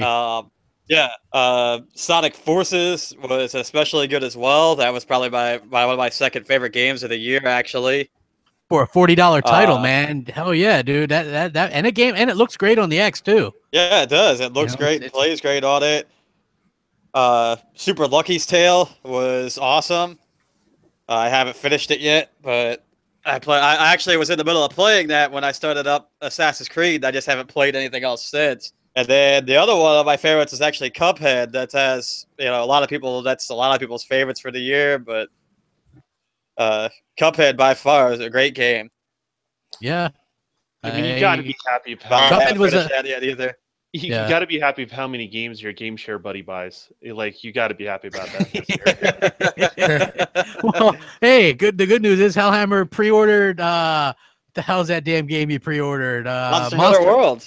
Yeah, Monster Hunter World. I'm like, okay, I've got Monster Hunter World like pre-installed. What the hell? Like, I have zero interest in that game, but Hellhammer's like, I love Monster Hunter World.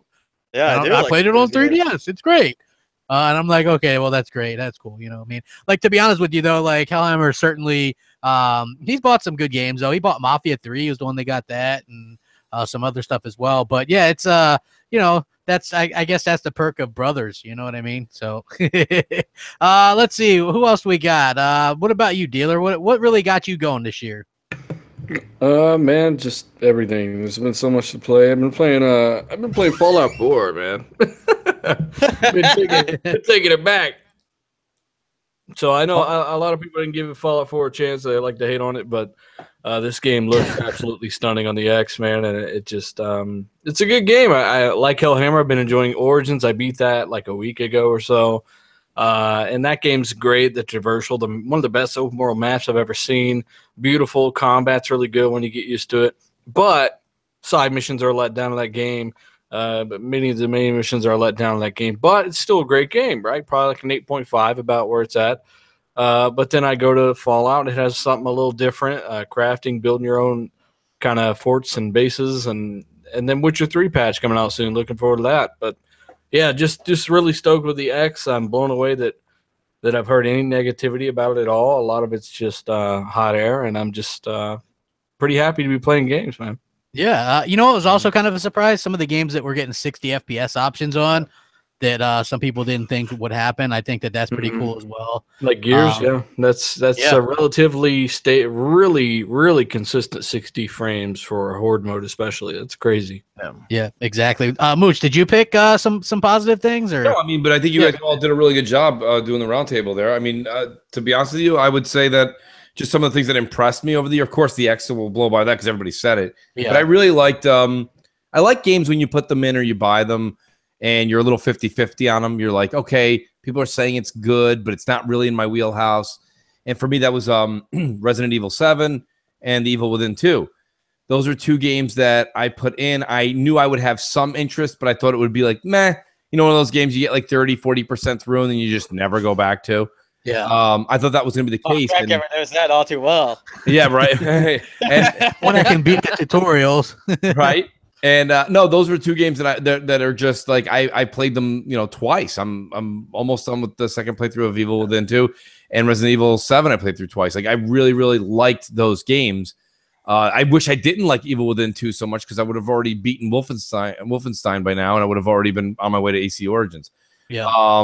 So yeah, there's just been so many great things. Dealer's kind of right. It's so many great games.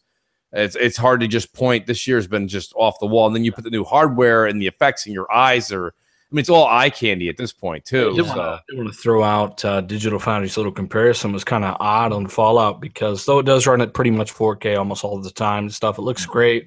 They didn't mention the fact there's a new debris system in this game. We've seen it on PC. That's how I knew exactly what it was the second I saw it. It's tied to the kind of physics part of the PC stuff. But new debris system. So when you're in a firefight, all kinds of dirt and shit's flying off everything. The bullet holes and stuff are a lot cooler, a little more realistic there. There's also a bunch of reflective maps all over the place. So you got like oil slicks and water puddles all over the roads and stuff now that weren't there before. The textures are better. Like Digital Foundry didn't cover a lot of this stuff. So if you played it on the base Xbox One of the S, I would definitely boot it up because it's not just resolution. It was a 17 gigabyte patch for a reason, and it looks phenomenal. And what Mooch is saying, they ain't got the Wolfenstein stuff yet. Wolfenstein is one of my favorite games of the year. But I fall into Assassin's Creed, and then I'm like, you know what? I'm going to check out this Fallout game again. And then I just haven't come back. I'm doing the Vault 88 stuff and some of the DLC I haven't done before, and it's amazing. Yeah, that's always a cool feeling, though. A lot of people would be like, oh, going back to old games. And it's like, dude, like you people don't even know if they have any experiences. When you have, and a lot of people, I'll just throw this out there. Like I bought For Honor because I knew it was getting a patch, and that game looks amazing. So a lot of people are going to get games because they're patched and they're going to play them for the first time. Not everybody like rushes out and buys a game day one. And so a game that gets patched is an incentive to go and play that game again. Like I know people that are just now getting into Rise of the Tomb Raider and they're like, holy crap, you were right, crap. It's one of the best games ever. And it looks so great on the X. I still got to play that. That's actually next after Assassin's Creed for me. Yeah. That is going to be a treat for you, my friend, because that game is absolutely awesome. And Mooch, who for some reason hasn't beaten that game, he needs to get back into that game too, because that game is phenomenal. Which game, Rise of the Tomb Raider. Yeah, well, the thing is, we just said between Wolfenstein, and then you also have. I know I keep getting that fucking Mario. Yeah, actually, thanks for you're right. There's actually that. I mean, I still haven't finished Zelda. I don't think I'll ever finish that. There's so many games. You runs out of breath too fast. Yeah. Hey, when you say Zelda wasn't good though, people like flip out. I don't think Zelda's bad. I just think that like you've got to dedicate yourself and say, I'm playing this game. It wouldn't have got 10 out of 10s unless it was called Zelda. That's what we do know.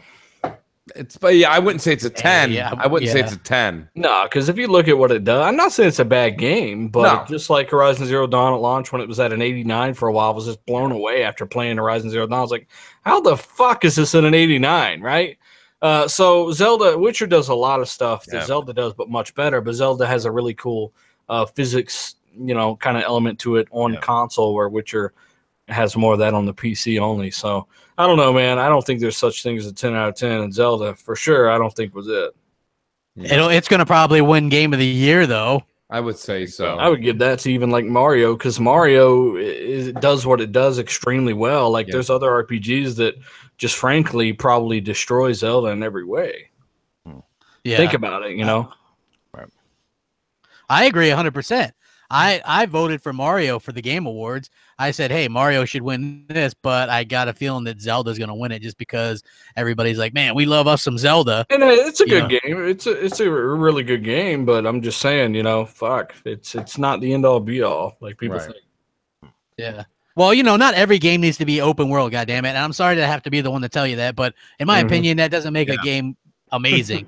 Oh, it's open world. It's amazing now. Like, no, stop. Now every game's open world.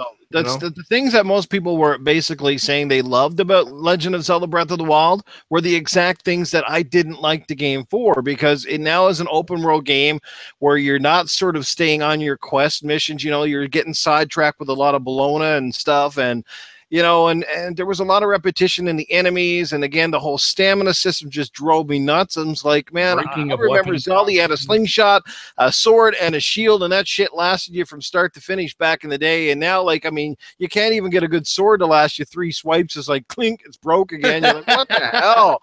Come on, you know what I mean? Like, it's just so frustrating. Like, I don't like games that have too much micromanagement within your inventory. It drives me absolutely bonkers. So yeah, that was one of the things. But yeah. So in Zelda, when your sword broke, it was gone forever, or what? It's a your sword breaks, you got to get another one, which means you got to run around and find one, or you got to have multiple in your inventory, and you can only hold so much stuff in your inventory. And then of course you got stuff like the weight. The bigger it is, the slower it is, and the lighter it is. You know, and even arrows. Arrows are not easy to come by. Like, you know, it's not like some games where you can make your arrows, like say Rise of the Tomb Raider, where you can pick up this stuff and make them on the fly. This game, you're like going around, let's get one or two, go to a shop and pay to the ass for a couple of arrows. You know what I mean? It's like, what the heck? I know this year. Witcher has weapons that break, but they might only break faster if you're fighting a rock troll, something that's really, really hard surface. Right. It'll break your swords faster, but you can repair them right there. Repair kits and swords don't disappear, you know. Yeah. Well, I've heard people that are like, man, Zelda's the greatest game ever. And then I've also heard, you know, the same thing, like, oh man, it's really overrated and things like that. I don't know. Like, I have a feeling that I would never get very far into that, man. Like, the people that have beat it have like, I put 136 hours into it, and I'm just like, Jesus. Is there that much content? That's not really. Well, supposedly there's a lot to do. Yeah. Yeah. So, I mean, I don't know per se, because I haven't really delved into it. But yeah, like, man, a lot of content. While Mario Odyssey is fantastic, but again, the X came out, and I haven't gone back to that game yet. But I mean, I probably will. It wasn't Zelda, the Skyward Sword. Wasn't that the motion control one that everyone hated or something, right? Skyward Sword was, on the Wii, and they also did actually. They did, what was that? A Twilight Princess. Well, my point was that that's like unanimously, if it's what I'm thinking it is, the most hated one. There's the most hated one to everyone I've talked to, and I'm like, guess what it is on Metacritic? And they're like, I don't know. And I tell them a 95 or whatever it was. And I'm like, what? Yeah. So, you know, Zelda's Zelda. It's one of those things, you know, a name takes you a while, always, you know. Yeah, well, just like Metal Gear Solid 5, right? People, that game got amazing reviews, and then later on, people were like, you know, it really wasn't that great. So, like, you could definitely see that maybe, like, the name Kojima helped carry that game, and they felt bad for him because of what was going on with Konami at the time. Which could have affected the game. You know, Konami are a bunch of fuck faces, and you never know. So, at least Kojima has a style, and his game was 60 frames. I appreciate that. Them targeting that and stuff. So, I don't know. Yeah, with his new engine, now he's gonna be at the Game Awards, and Mooch is excited. He's got his Kojima hat, his own Rita's shirt. It's gonna be fun time for him. Mega Man 11 announced by Capcom. That's kind of a surprise, huh? What are you guys' thoughts on that? Nobody care? Because they also announced this Mega Man X collection as well. At least these games are coming to Xbox, so we got that. Yeah, I don't know. I watched the gameplay on it. I thought, listen. What I liked about it is they went back to the nostalgia, right? It is what we all grew up playing and know what it is. I don't mind. I'm actually looking forward to it. Is it by the same makers crap that we went through with Mega Man 10? I have no idea. 10 got shellacked. Everybody hated it. They said it was terrible. Remember when you played it? I thought too. I know Gamers knows best. I know GKB did. Oh, you're talking about it was what the hell was that game? Remember, it was by the makers of Mega Man. They went and they made Mega Man X or 10 or whatever. Yeah, it was Super 8 or what the hell is the name of that damn game? Something. Mighty number 7. Mighty number 9. Mighty number 9. Yeah, Mighty number 9. And that was awful.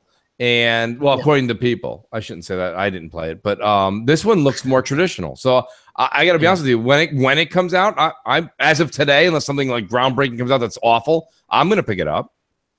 It sort of looks like Strider a bit. You know what I mean? You remember Strider? I think it's got a 2017 or 2018 twist on Mega Man that we grew up playing. It still had the power up orbs, and it still had the jump is the same way, and. Yeah. I don't know. It looked like they just took what we loved and they just made it relevant. Nostalgia is a hell of a drug. Like your ass, it is. People are like freaking out over this game. So, anyone else? You guys, I like I said, it's a buy for me. It's not going to cost $60. I don't think. I suck at Mega Man. I'm not really. That's not really my thing. Like Hellhammer bought the Mega Man collection, and yeah, I tried it, and I'm horrible at it, so I gave up. Yeah, he could just file that with all. He could just file that with all those other games he's never gonna finish. Well, I mean, it depends. If it's a game that really grabs me in and I can do it, then I'll finish it. With all the other games you're never gonna finish. Hey, you're the one to talk, dude. How many fucking games have you not finished? There's like a whole boatload of them. Like, you finished this game yet? Did you even finish South Park yet, Hellhammer? Yep. No, yeah, you can tell when that was lying. the slowest. He didn't finish. Maybe I did. You can check Maybe I did. Maybe I didn't. I don't know, but yeah, he definitely didn't. Don't believe that motherfucker. Because you can check my achievements. I'm not a fraud who hides my achievements. Fraud. Hey, I got like what 15, 20,000 more gamer score than you, bitch. Here we go. The rumor I hear is Crapgamer's been paying people to play games for him. Oh man, next thing you know, people are gonna be like, "Oh man, Crapgamer play." Tune in next week at 8 o'clock for the Family Feud. Oh, you know what the funny story is? One time Hellhammer got within 1,000 gamer score on me, and then I turned the Jets on. Next thing you know, I was beating him by 15,000. Oh. That's a true story. So you know, yeah, exactly. Hellhammer went to PC for a little bit. Well, Hellhammer never. The only game he ever plays on PC was RuneScape back in the day, and Witcher 3. Witcher 3. That's it. Oh, man, that's like a billion hours by itself. Yeah, it's true. That is true. He tried to teach me how to play RuneScape in some of those games, and just I was bad at it. And then he abandoned you. You're like, he's like, okay, now go on this quest, and I'll go with you, and we'll go together with these other people, and then we're fighting this guy, and I'm like, I'm getting my ass kicked, and he's like, I can't die here because I'll lose all my stuff. And so then I was like, I'm teleporting away. See you later. And I'm like, coming up on you. I'm like, how the hell do you teleport away? Oh, well, you got to do this and this. And I'm like, yeah. So I grew old, like bored with that kind of stuff pretty damn quick.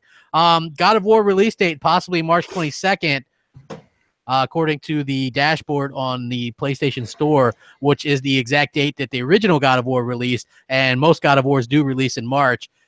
So what are your guys' thoughts on that? I think it's cool to get the game out early. I mean, it's definitely one of the few that I'm actually looking forward to. Yeah, but see, this is the tale of two stories again here, right? So here's God of War, which people would argue is one of the probably top 2 PlayStation games that people like. Everybody's got a Kratos logo, right? People have tattoos of Kratos because of Sony, and they're releasing it in March. Everyone's like, it's great, it's fantastic. Everybody, March is great, right? March. Hey, I heard Halo's coming out in March. Fuck yourself. What? Wait, what? Who's throwing rocks? All right, it's like, why is it that Sony can do a major release in March and everyone's like, pass me a Cuban? But the minute we talk about maybe Microsoft doing one of their big major releases in spring, people are like, it's like havoc and pandemonium. People are flipping cars over and lighting people on fire. Yeah. I don't understand why we can't. Why is one good and the other one not? That's what I'd like to know. Yeah. Well, we're expecting what? Sea of Thieves? Is it like early, like the first couple of months? Sea of Thieves is nobody knows what that is though. Noof. Yeah, we might get they could even just go. Well, no, a lot of people know what the hell Sea of Thieves is. Yeah, sure, okay, yeah. They do. A lot of people know. Let's take next week's Xbox Nation on the road. We'll go into our GameStops. Ask anybody in there. Oh, dude, whenever I'm on Sea of Thieves, right? Even my friends who aren't like into this whole thing, they message me, "Hey, yo, crap. When's that Sea of Okay, now I'm doing a snipe. Yeah, that was but anyway, it's like, hey, crap. When's that Sea of Thieves coming out? Huh? How are you playing that? Like, everybody knows about this game. They want to play it. They're just waiting for it to actually come out. Okay. That game is going to do very well, I think. I would say it's going to do extremely well. My point was that I'm not going to say, listen, I think I'm looking forward to it as well. I think anyone who's been paying attention to it is looking forward to it. So I'm going to agree with everything you said there. My only issue was when I said God of War, Noof came out with Sea of Thieves. Like that's not in the same hemisphere. No. One of them's a shared experience, multiplayer game. I'm just saying, like Microsoft, if Sony now can release Uncharted in May, okay, or April or May, and you can have God of War in March, Halo can certainly come out in April without people turning people's cars upside down and lighting people on fire. It can happen. It's not that crazy. And I'm going to use your guys' word. That's genius. And you're probably going, why do you mean? I always said, when you want to give credit, make sure it's credit that's due. Sony did something different this generation because all these past generations, like you guys said, you have to have a fall release. You have to have a fall release. We're not doing that anymore. Red Dead Redemption is going to be the biggest game of next year, and it's coming out in February or something. You know what I mean? Like, it doesn't matter anymore. Actually, I think Red Dead's going to come out a little bit after that. I think like May or But this April is tradition. Like if we were to go back in time, though, Crap, traditionally, a game like Red Dead, a game like God of War, definitely a game like Uncharted would have come out between September and November. And now things are different. Times have changed. People are buying all. We've been saying this as gamers for years, and now we got our wish. And that's why I don't understand why it's so hard to wrap. I'm not saying it's going to happen, but I think that it's feasible that Microsoft will start having some of their games come out in the spring when they don't have Phil big Spencer blockbusters to go head-to-head. Yeah, did that on Twitter even. He says, yeah, you know, it makes sense to release your games throughout the year instead of just at one specific time. Shit, yeah. And it's shown that could be very successful. Not only Sony, but other developers have released their games earlier in the year, and people will go out and get it because there's less congestion. Now we've got the spring and we've got the fall conquered. And now I sit here and I say to all you guys, why don't we have a major release in June or July? And people are like, well, Mooch, it's nice out. Yeah, because gamers are really about the outdoors. Come on. Well, Nintendo had a how many gamers have a tan right in the summer? Zero. Nintendo put Zelda out in March. Then they brought out Super Mario Kart about 2 or 3 months later. Right. And then in the summer, they brought out Splatoon. And then at the end of summer, they brought out Pokemon Tournament. And then after that, they brought out Super Mario. And so Nintendo's got it. So Nintendo has it. But Luke, I got one word for you. Baby steps. Yes, like, exactly. You gotta take steps, right? Like the industry's not quite ready for that. You're not off. You're on this, and I hate to encourage you and inflate your ego on this one, right? Thank you. But the reality is, the industry is still experimenting with the spring, right? The section between the new year and once summer starts. When they kind of figure out how all that works, then they'll start stretching it out into the summer more. Yeah, but they really got to figure out that first of the year. I think you're right, Don. But I mean. When we brought out Quantum Break the first part of the year, what was it last year? And look how well that did. Like 2 years ago. That wasn't the release date. The media sabotaged it, you know. The media and Crapgamer, of course. Yes, you know, naturally. Hey, we got to recall too. Fortnite came out, I think in June or July, and like it or hate it, that did extremely well. That game looks really good on the X, man. I'll say that. Oh, holy crap, it does! Yeah, performance is a little rocky in certain areas, but that can, they patch that stuff all the time. Absolutely. That'll be a non-issue. But the game, it looks phenomenal. Yeah, it looks absolutely great. And with that, guys. 2 hours are up, just like that. Hey, Like, just like that. I mean, we didn't even hit most of the topics, but hey, I actually did really want to do the favorite games and biggest disappointments, so I'm glad we actually got that in today. So good stuff, and we'll close out. Mooch, what do you got going on? I know you got some Crossfire and all that kind of good stuff. Crossfire 7:00 Friday, and then Crap. I'll do an early announcement. MNC mornings/evenings. It'll be sometime. It won't be 11 o'clock because I'm on the road again this weekend, but I will be back to do it. So we will have MNC mornings on my channel, but it'll probably be either 1 o'clock or 2 o'clock. If I can come back earlier, it could even be noon. It's not going to be at 11 because that would be physically impossible. Yeah. But yeah, other than that, stay tuned. We can't go any worse than our last show. No, exactly. This one will at least be. This one will start when we tell it to start. Damn it. Yeah. And you'll be able to hear us instead of just Jay going, I don't know what's going on. Instead of just Mooch and Crap puppets. Yes. Yeah, so yeah, that'll be cool. Dealer, what do you got going on, bro? We did RDX last night. It's probably one of our best shows in a long time. Poor D Batch. We had a little bit of fun at D's expense. So if you haven't checked that out, it's a relatively short show, about an hour long, and it's let us know what you think, obviously. And released a couple videos over the past week. Check those out. Finals week coming up, so I'll be doing that and plenty of Fallout, man. Awesome. Good stuff, man. Hellhammer, what do you got going on? Not too much. I'll be back on here next week the same time. Otherwise, you can find me on Xbox Live at XX Space Hellhammer or Twitter at XX Hellhammer. Hell yeah. Noob Nooga. What do you got going on, bro? Hey man, well, obviously when you can't find me or when I'm not on Xbox Nation, you guys can find me in a variety of places, sometimes streaming over on Mixer, on Twitter an awful lot. playing games on pretty much all the consoles. It's all good. You'll find me again on Monday nights with the Tactic Glitcher and the X Power podcast. That's about it in general, but had a lot of fun again once again tonight, guys. Lots of great topics and lots of great games out there. So get on that. Awesome. And the Don, thank you for joining us tonight, man. I appreciate it. Where can people find you? Oh, no problem. The best way to follow me is on Twitter, which is @TheDon_KTR, which stands for Kiss the Ring. And if you guys want to do me a solid, follow Xbot448 on his channel. We do the next podcast on Saturdays. Just follow him, share it, do all that good stuff. He does really high production values on his podcast. So yeah, exactly. Check that out. And also I wanted to let everybody know that there's some kind of sale going on at Xbox Live right now. You can get some stuff pretty cheap, like Fallout 4 Game of the Year edition for $30. Cuphead's on sale. Final Fantasy 15 is $20. Injustice 2 is $29. Doom is $15.